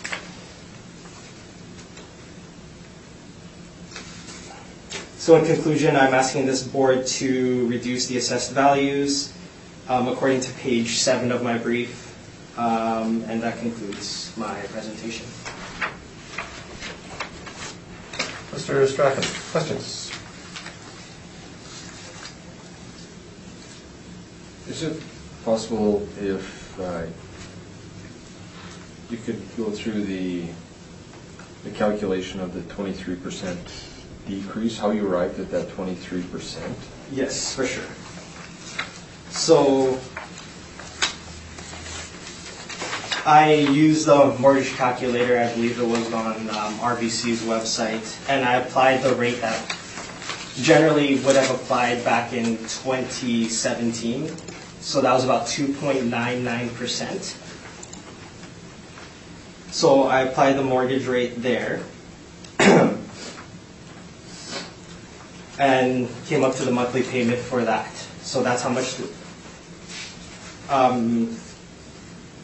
I would suspect the purchasers of these condo units would pay for the mortgage. Then after for the condo fees, and thank you for asking, as I did forget to mention this, I got the condo fees from the listings that I reviewed on MLS.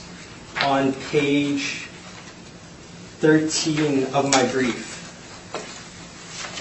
I have put the condo fees that had applied for certain units depending on square footage and the date that those condo fees would have applied. So, for example, the first unit there, somebody just provided me this list. Didn't take too much of a look into it. I just used it to see what the condo fees were as of 2017. So when the sale is marked with an L there, that's the condo fees as per the listing date. That's the best information I was able to get. But when they're marked with an R, those are the condo fees as of the reserve date. So I took that as what they were paying as of 2017. For just the one marked in S,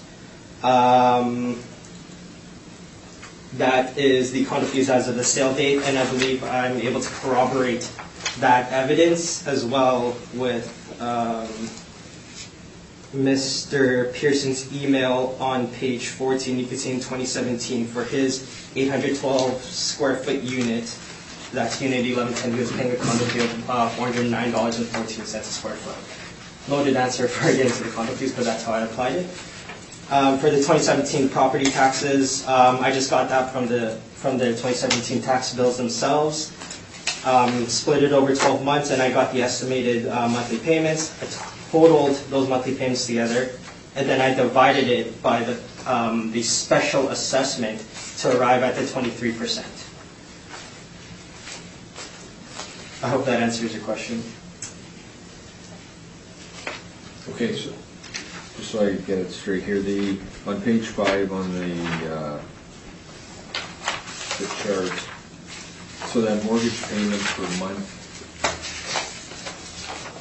are these numbers, are they being used as an expense? So that's how much they would pay on their mortgage if a purchaser were to purchase it for these prices. Or which they have, of course, but. Right. And like I said, at most, I don't think there should be an upward adjustment to these condo prices, which is why I just went with the values as they were. Okay. So the mortgage payment, do most people take mortgage payments into consideration to arrive at a purchase price? That's just, I'm wondering how, like, is it potential purchasers, do they generally look at their mortgage rates to feel how much they should be purchasing the property for? It just appears to me that mortgage payment is being used in the calculation to arrive at 23%. Mm-hmm. Am I correct? Yeah, that's part of the calculation, that's correct. Okay, and the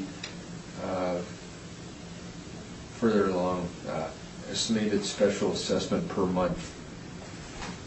How was this estimate was arrived at? So the special assessments, I got them from pages 20. There's quite a few of them. Pages 16 to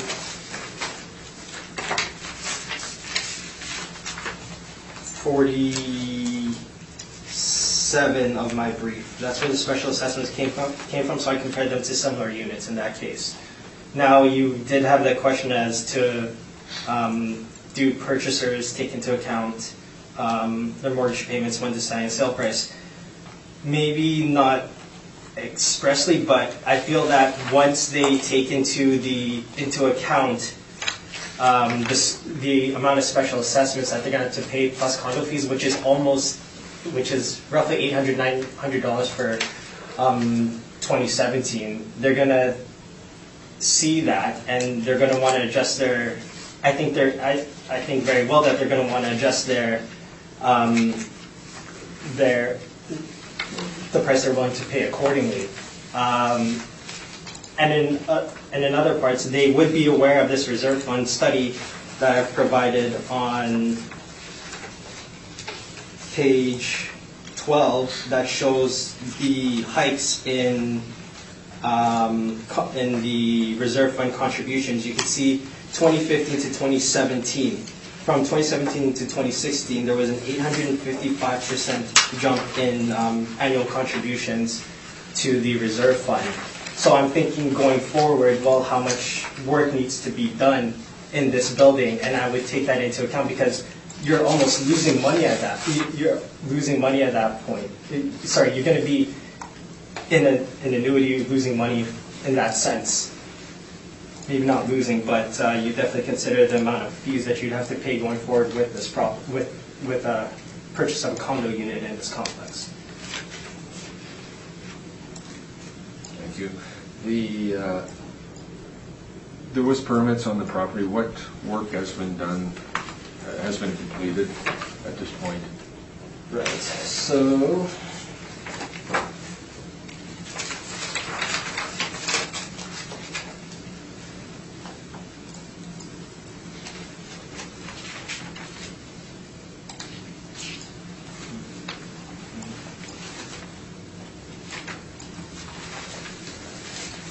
I'd say that with absolute certainty.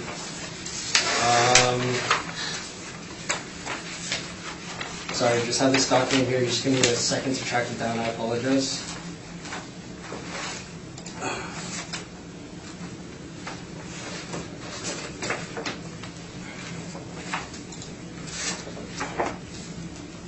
It was.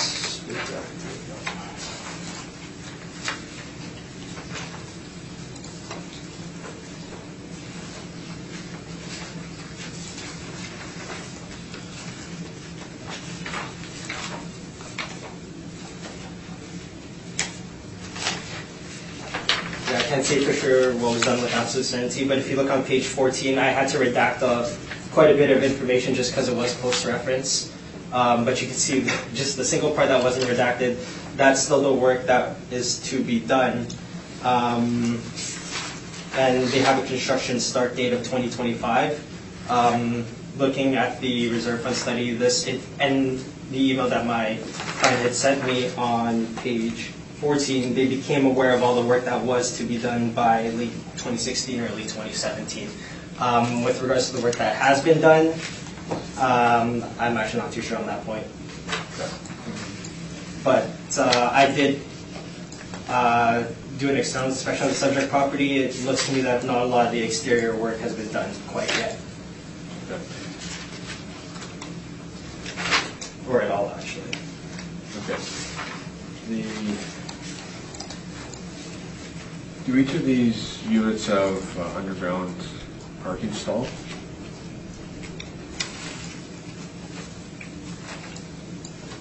The subject properties or Yeah, the yeah. variable sims?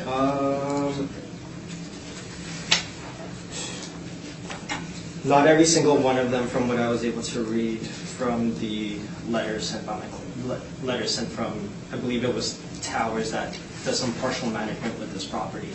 Some of them do, some of them don't. And I believe the comparable sales that I have chosen, majority of them had parking with them, so. Okay.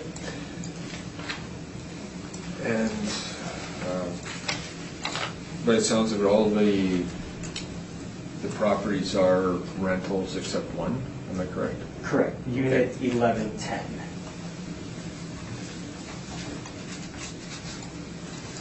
Okay, and what's the rental values on the units?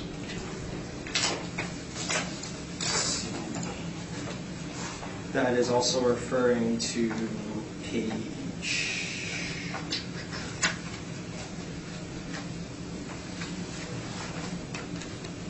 Rental income, so.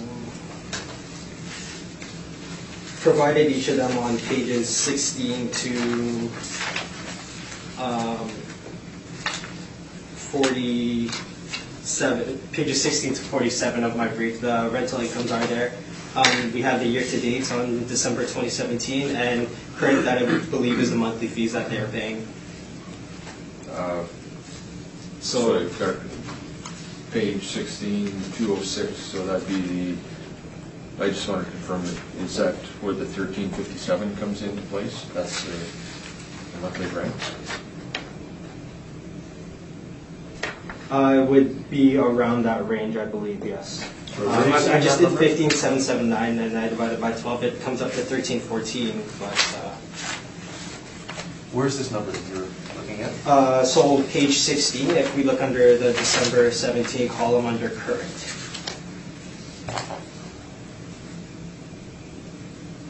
Okay, so the 1,357 is a monthly rent?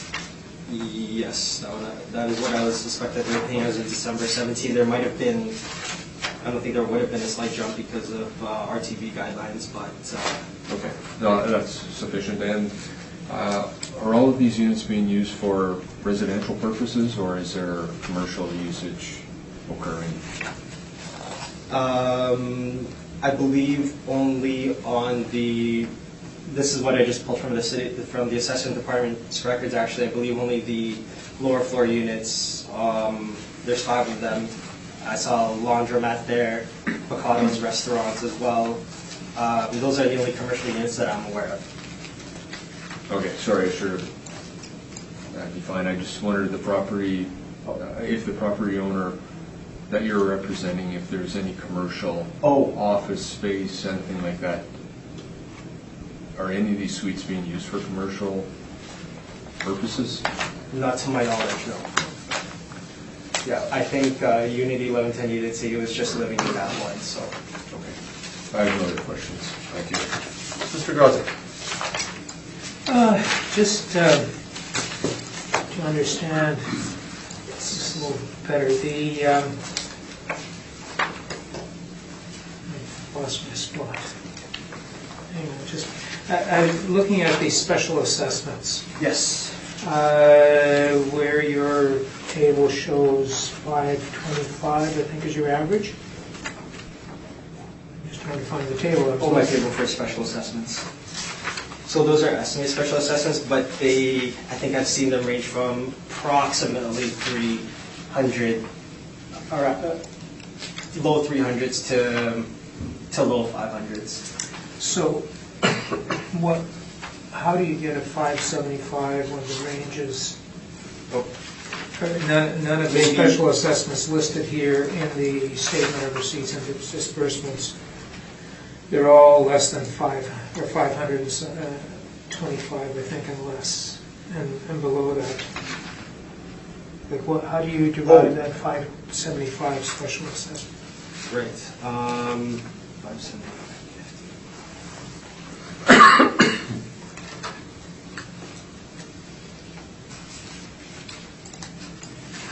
So give me a second here, I believe those were upward adjustments. Find the table. Yeah, for sure.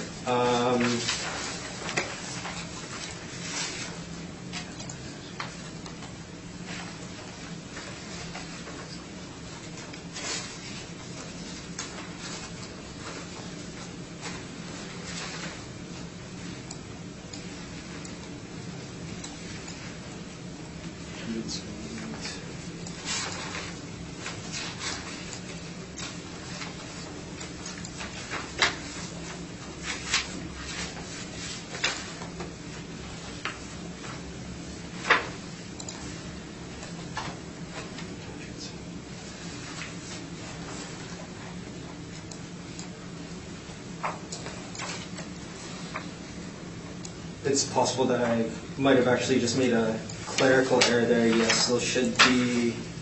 There are a bunch that are kind of more in range of what's on here, you know, the 325 and 3. So those are just. There is unit 402 here.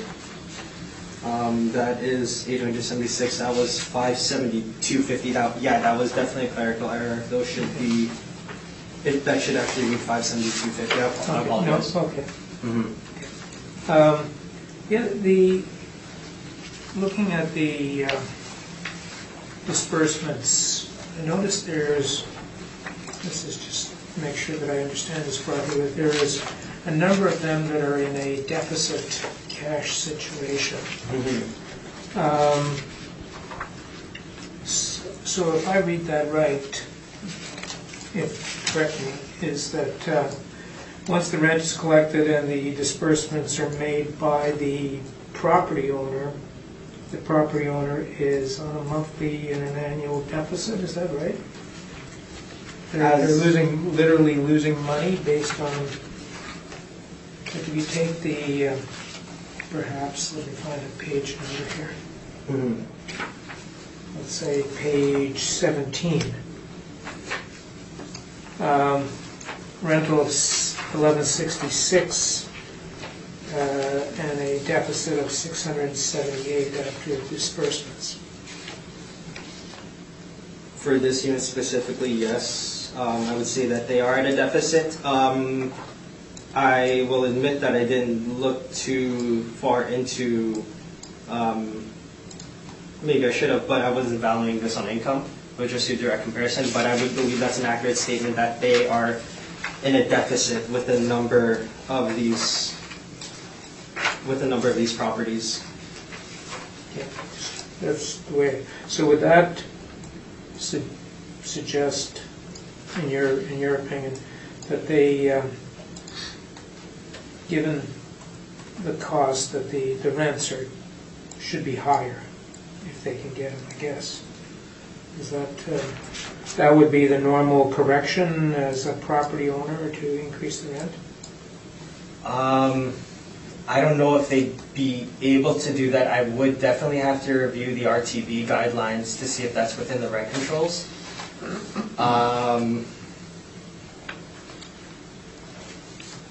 But given again, I've mentioned it, the negative stigmas with this property, I don't foresee them even being able to up the rent at all to try to make up for that deficit.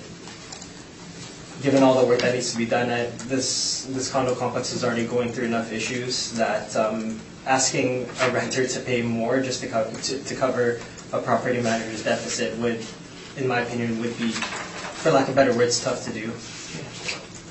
I think it just My experience with regards to rents is limited, but I'll admit I've only been doing this for about 2 years, so. What was that study, the reserve fund?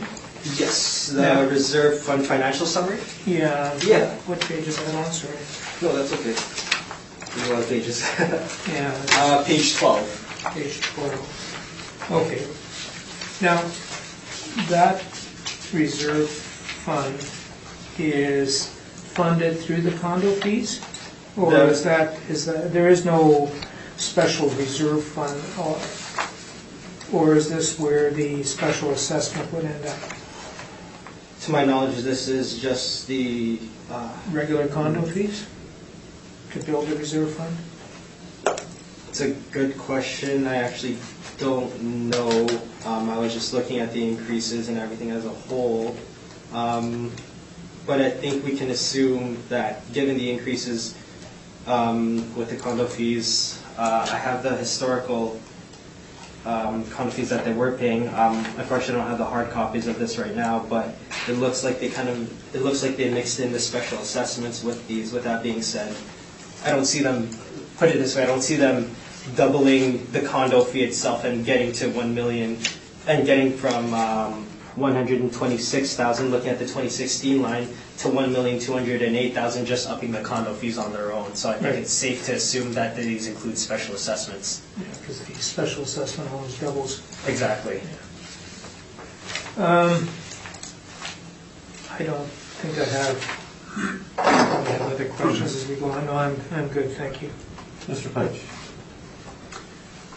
Early in your presentation, you commented on the reputation of the building. The assessor has put forward time-adjusted sale prices per square foot of sales as comparables. How is it, and they all happen to be from the building, so how is it that the reputation, in fact, impacts on any of the comparables the assessors put forward? I think I would need to kind of corroborate with Mr. Strawn here. Your increases, are they, I guess time-adjusted increases, they're based off of just the condo complex themselves, or are you looking at all condos as a whole? Generally, if there's a number of sales within the same complex, that's about it. We try and keep it, to compare it to a condo elsewhere in the city, it's not fair. We try and keep it. All the addresses here and all the comparables are the same address of Right. subject property. So we have what I would characterize as factual evidence of a time-adjusted sales per square foot. So if they're all of the same address, they would all be suffering of the same reputation. Am I right in the way I'm thinking about this? If they're all the same addresses, they will all be suffering. Yes. Yeah. So does reputation impact? I still say it does. Again, though the increases are just based off of the property as a whole, but I just feel the negative stigma would affect the values of these properties. The only hard evidence that I can give you with regards to that is there's more of it if I were to look at other sales, but looking at page 9, again, unit 416 versus 514, arguably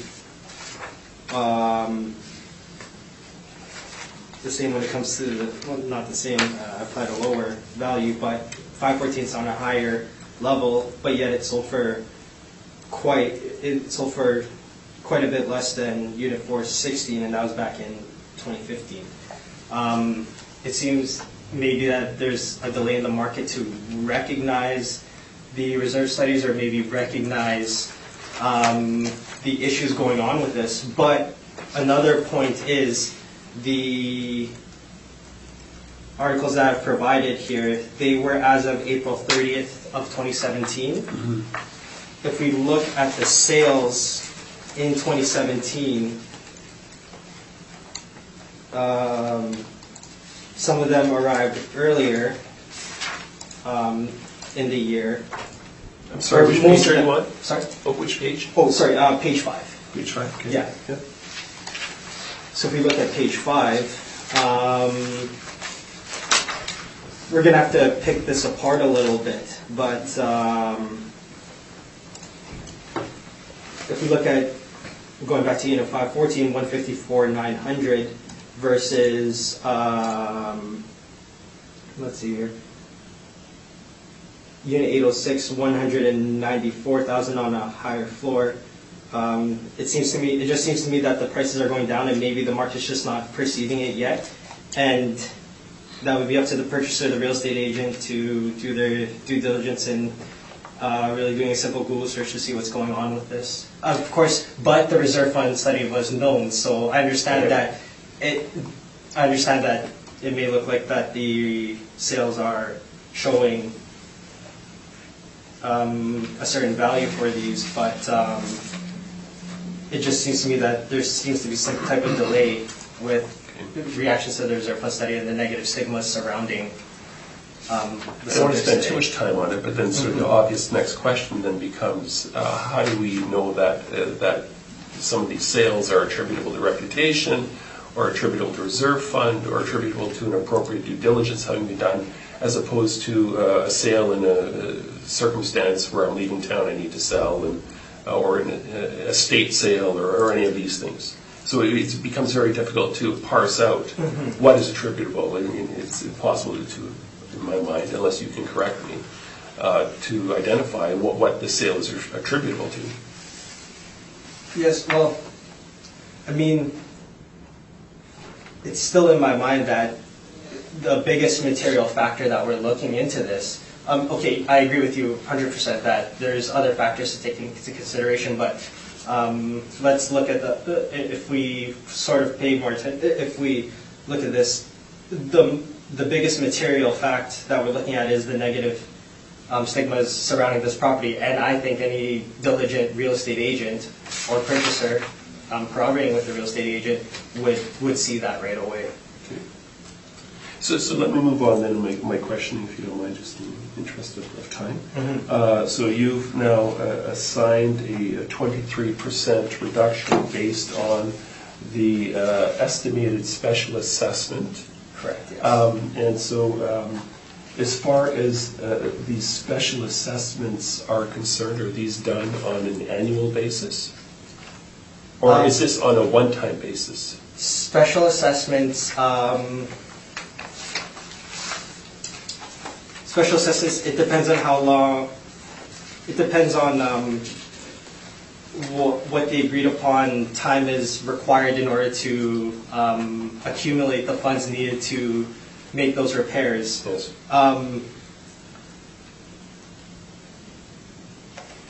I haven't confirmed if this is post-reference info, which is why I'm quite hesitant to give it away, but in the email we could see that in 2016-17 they knew of the work to be done. So, yeah, that's exactly my line of thinking is, in terms of the special assessment, how much of this was pre-reference versus post-reference, and how does that impact. So can we determine that these are all pre-reference, the special assessments that have been made within that particular time frame? within the reference. Within the reference period? Yes, so Yeah, those that's numbers I confirmed. applied were as of December 17th. Okay. Yeah. Okay. Does that make sense? Yeah, that does, thank you. Okay. And then, and this is for my own education, and I apologize. So, No, that's as you know, you might see many properties around the city that require work. Would this be characterized as an extraordinary special assessment? Should have looked into that more, but my line of thinking with this is that there's a lot of new stock with condominiums. That's just general knowledge. So it's principle of substitution. Would you rather buy a newer condo complex? Yes. Or would you rather purchase or would you want to move to downtown? There's amenities there, I'll admit. Yes. But again, with the newer stock, that was my line of thinking. Sorry, lost track of your question there.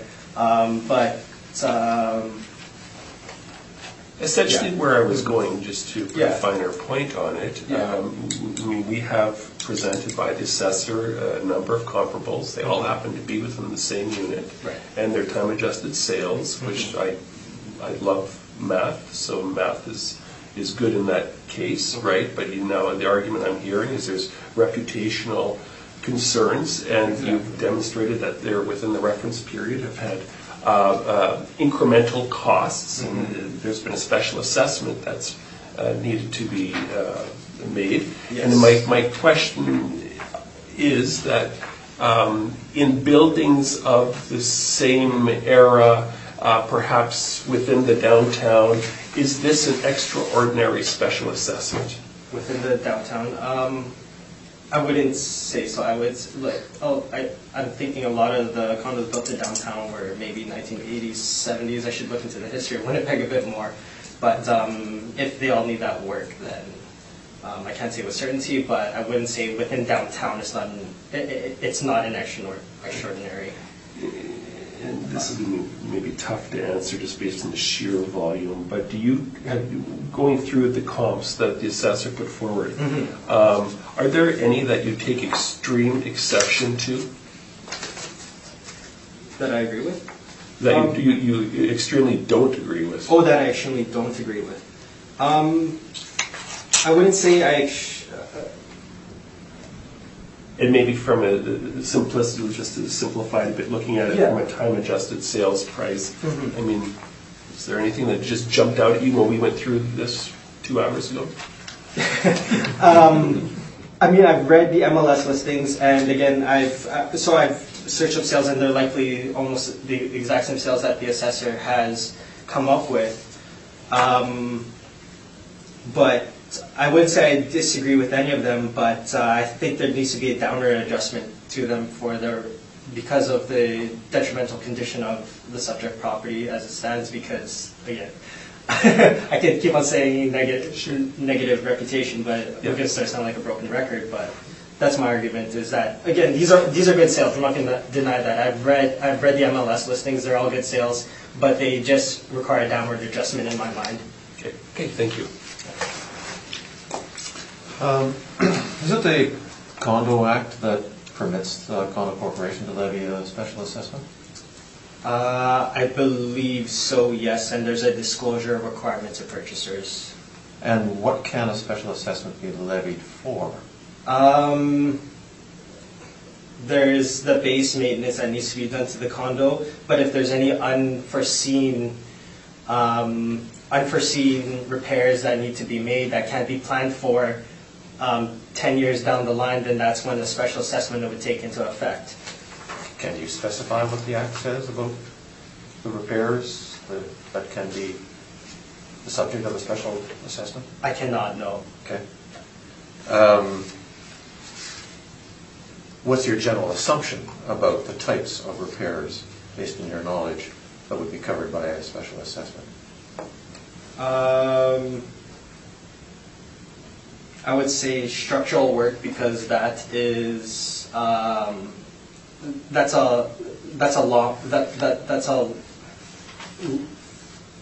long-lived type of depreciation. So structural work, maybe complete change of the roof that needs to be made, that kind of stuff would likely fall into special assessments. But again, thank you for that advice. I should review the Condominium Act. That's my assumption, that those would fall within there. Within the condominium. Given your assumptions about the type of thing that might be the subject of a special assessment, what percentage of buildings would at some point in time have to levy a special assessment? Would all buildings at some point have to do major roof repairs? Other types of things that would be the subject of a special assessment? They're long-lived assets, so I don't see these happening all at once with different condominium complexes within Winnipeg or downtown. No, what I mean is it likely that every single condo is at some point going to have to levy a special assessment for some repairs? At some point, yes. Okay. And I believe the market would react to such at those points in time. Would I an think investor assume that no special assessments will be levied? Sorry? Would an investor, a purchaser, assume that no special assessments would be levied? They wouldn't assume so, but I think they would assume that, yeah, there would be special assessments sometime down the line. Okay. And I guess further to that point, this is all just speculation, but purchaser going into buying a condo that needs roof repairs, they will pay less than they would maybe if that roof didn't need repairs. So I think they would If they react. had an I think they would- alternative to go to, you Yeah. referred to the new stock that people could go to. Mhm. What percentage of the condo market in Winnipeg is new stock, and what is your definition of new?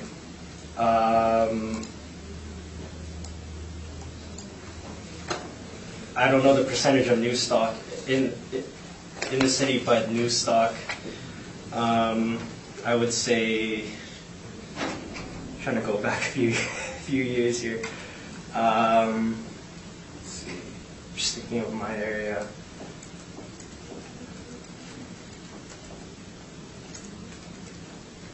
Go with. I'm gonna say early in the previous decade would be considered more of a newer stock. Maybe you can consider like 2000s to 2000 till now newer stock. I'm not too sure. Okay, but you can't give us a real sense of to what extent could somebody go to newer stock versus existing stock if they're in the market for a condo. That would just be conjecture. It would be conjecture, but I think it's quite known that there's quite a bit of new stock in the market. So, What is the significance of the reserve fund information that you provided us? And then secondly, what is the bearing of a reserve fund on the necessity for a special assessment? sorry, can you repeat that? You've given us reserve fund information here, but I'm not quite sure why you gave this to us. What is the significance of it? So that's the first part of the question. The second part of the question is, what bearing does a reserve fund have on the necessity to levy a special assessment? Okay, so I provided the reserve fund to you because, in my mind, purchasers would take into account the reserve fund and adjust, and would lower what they would pay for the price accordingly. And that's something that you feel realtors would provide to a purchaser? It's a requirement. There's disclosure requirements. I believe if they didn't disclose that information, it would be, I think that's actually, sorry, I don't believe that is illegal. That's material information that needs to be disclosed. Okay. Second part of your question, sorry, if you could repeat that again. No, first of all, the significance of this, why did you give this to us? What's it telling us that you want us to take into account? And then secondly, if there is a high versus a low reserve fund, what bearing does that have on whether a special assessment has to be levied? If it was a high fund, would you not, you would draw from that as opposed to then implementing a special levy? So if it was a high fund, I'm trying to allow you gentlemen to see that there would be a decrease in the prices. With regards to the special assessment, that one's kind of new to me there. Okay, To well, answer the second part, I apologize. that's okay. No, I don't know is a fair answer. Yeah. Going to parking. This building has parking. It's got indoor parking and outdoor parking? Indoor parking and some outdoor parking. If we look at the map that I provided on page 3, there's some parking along the east. Sorry, where is it? I'm looking at the east side of the property. Yeah. Okay. There are how many units in total, did you say? 102? So there is a total of 173 Oh, units. sorry, 173. Yeah, there's 66, this is according to zero, there's 66 rental units, 102 condo units, and 5 commercial. Okay. So what does the condo agreement say about the parking? Is it part of the common property, and so that's why there's rental income because you rent it, or like there's no provision in your purchasing a condo unit that you're actually purchasing a parking stall as well? I believe some come with parking, this is just looking at the MLS. Some come with parking, and some don't. Some you may have to rent out.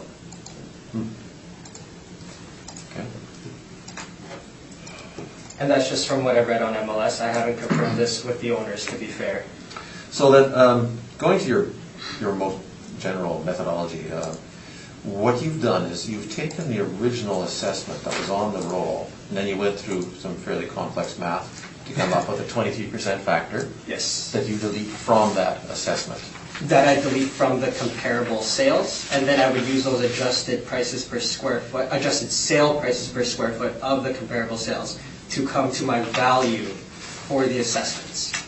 So the process is you make your adjustments to the comparable sales first, upward, downwards, what have you. You have your prices per square foot, and then you apply them to your subject property. And your adjustment was done how? The 23%. So again, the 23% made a downward adjustment to the sale prices of the comparable sales. No, but did you have adjusted sale prices, or did you just take the sale price, whether it was a 2014 or 2016 or whatever? Yes. I just took the 2014, 2016. Again, I'm holding the opinion that these prices should not be moving. If anything, they should be going downwards. But just to keep matters simple, I just kept them all the same as to what they had sold for on the sale date, and then I made the adjustments downward for the of the 23% for the special assessment. All right. Okay, that's all my questions. Yeah, Question? Yes. yeah. The special levy, the special assessment, when was it introduced, do you know? When did they, yeah. So what I've provided in my brief are special assessments for 2017, and I use that as an estimated figure. But do you know whether the special levy was introduced in 2012, 2000, like when did it start? Like when did they start seeing the need for the additional funds? It did start in 2017. 2016, there was no special assessments at that time. So for these special levies that have applied, they started in 2017. So it just kicked in this very recently? Mm-hmm. Okay. Thank you. Sorry, but I've just thought of another question.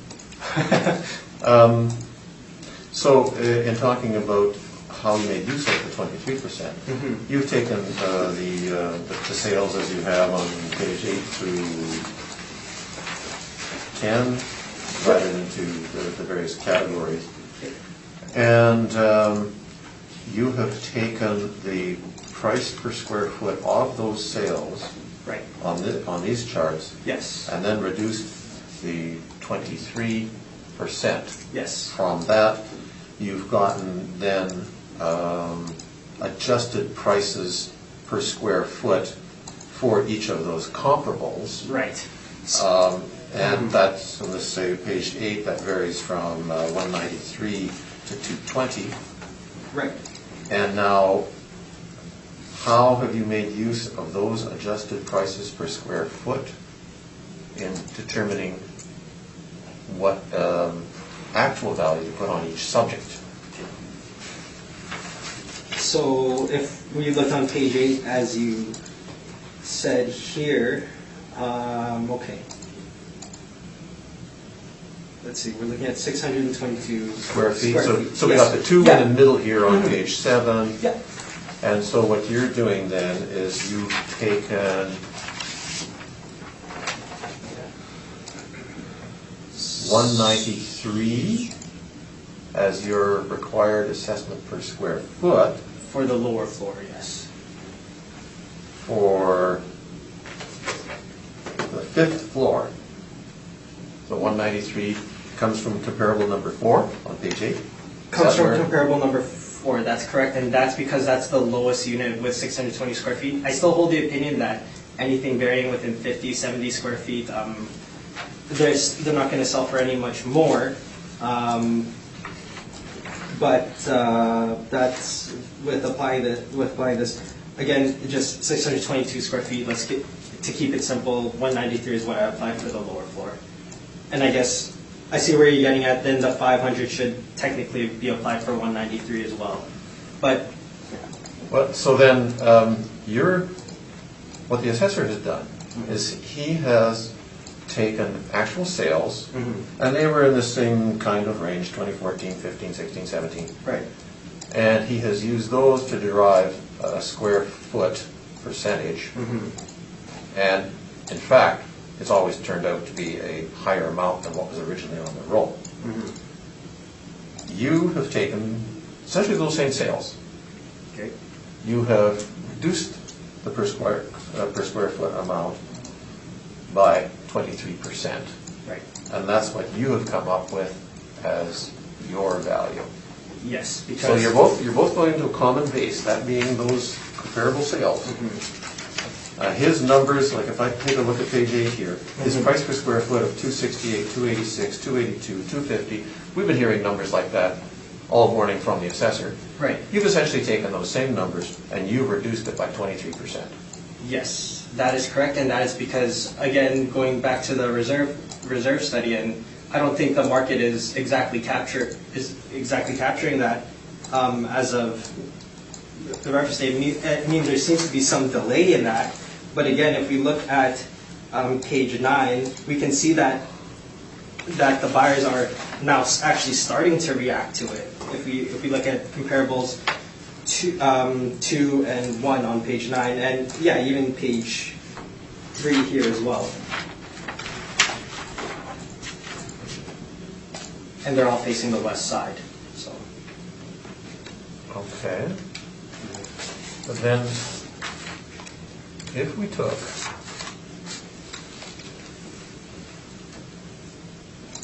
$10.05, Okay. 10.05. As a subject 10.05, property? As the subject. 10.05 is about fourth from the bottom of your page 7. Red River Welding Inc., 10.05. You're coming up with a value of 150. The assessor's coming up with a value of 215. You've got a value per square foot of 182. He's got 260. Right. You're both looking, though, at the same field of sold properties to start off with, and then you're taking 23% off. This is more than 23% difference. I was just going back off of the sale, and so hold on here. So if we look at 10.05, 198,000.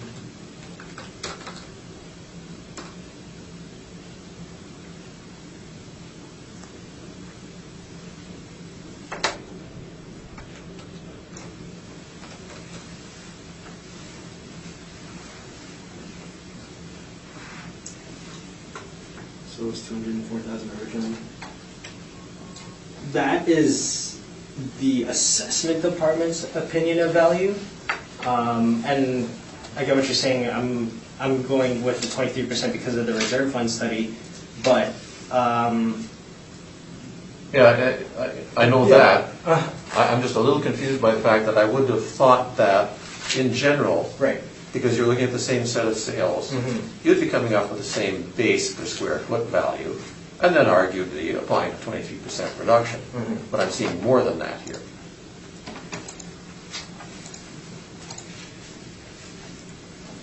Let's see. 4 units, 10.05.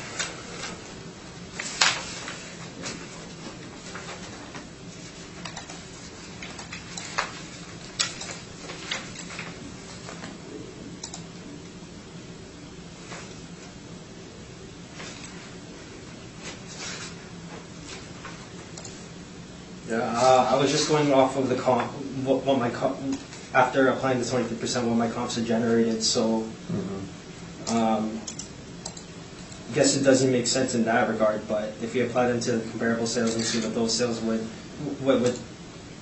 estimate that they would generate given the reserve fund study, then that's what I'm coming to. Okay. All right. Summaries? Did we require summaries? I request that my suggestions be taken into consideration. The sounds of the presentation regarding the special assessment, it was not a hidden factor. It was released. Purchasers, I'm under the assumption that they were made aware of the information. Supportive sales were still occurring. Calculations to arrive at 23%, I've never seen that before. That calculation seems very unique. Estimated mortgage amounts, I've never seen that put into calculation before for a residential property. In that calculation, estimated special assessment values. Seems like there's a lot of estimates in place here.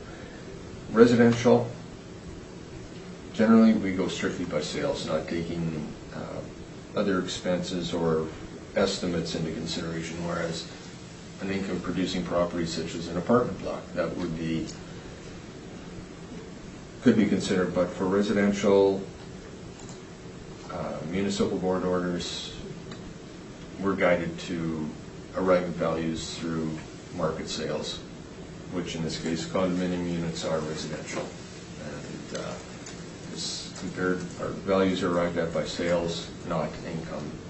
So that's what I stuck to, and I'm requesting that my suggestions be considered. Thank you.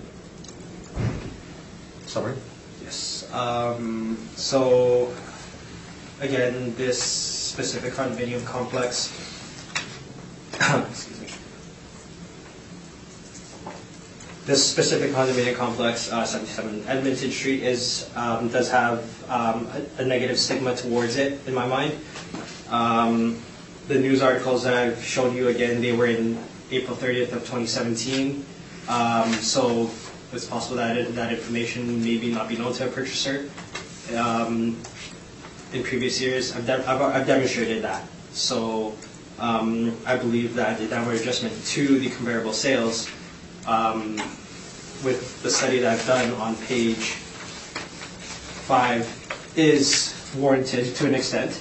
And ask that the board take that into consideration after taking that into consideration to consider my comparables to reduce the assessed values to what I have requested today.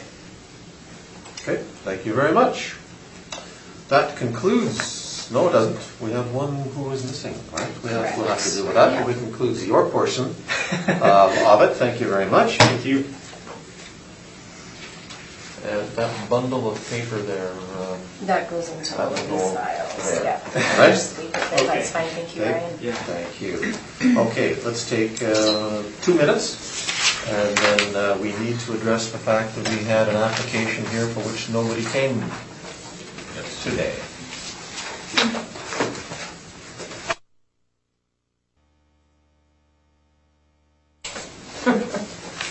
Yes, boss.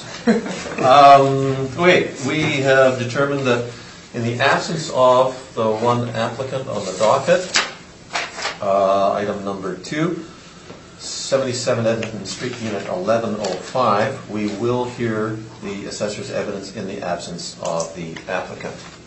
So, Mr. Strachan, could we go over that sheet with you? Roll number 12092854900, Suite 1105, 77 Edmonton. Property is built in 1986, 828 square feet. The assessment, 2020 assessment, $199,000. I have supplied 4 sales. Sale prices ranges from time-adjusted sale prices, $208,000 to $220,000. You'll note that this suite is On the 11th floor, as mentioned before, other cases, people do pay additional funds for higher up the complex. So I'm requesting that the assessment be adjusted to $215,000 or approximately $260 a square foot. Thank you. Any questions? I have none. I have none. I have none. In that case, we are then finished. Thank you very much, Mr. Strachan. Thank you.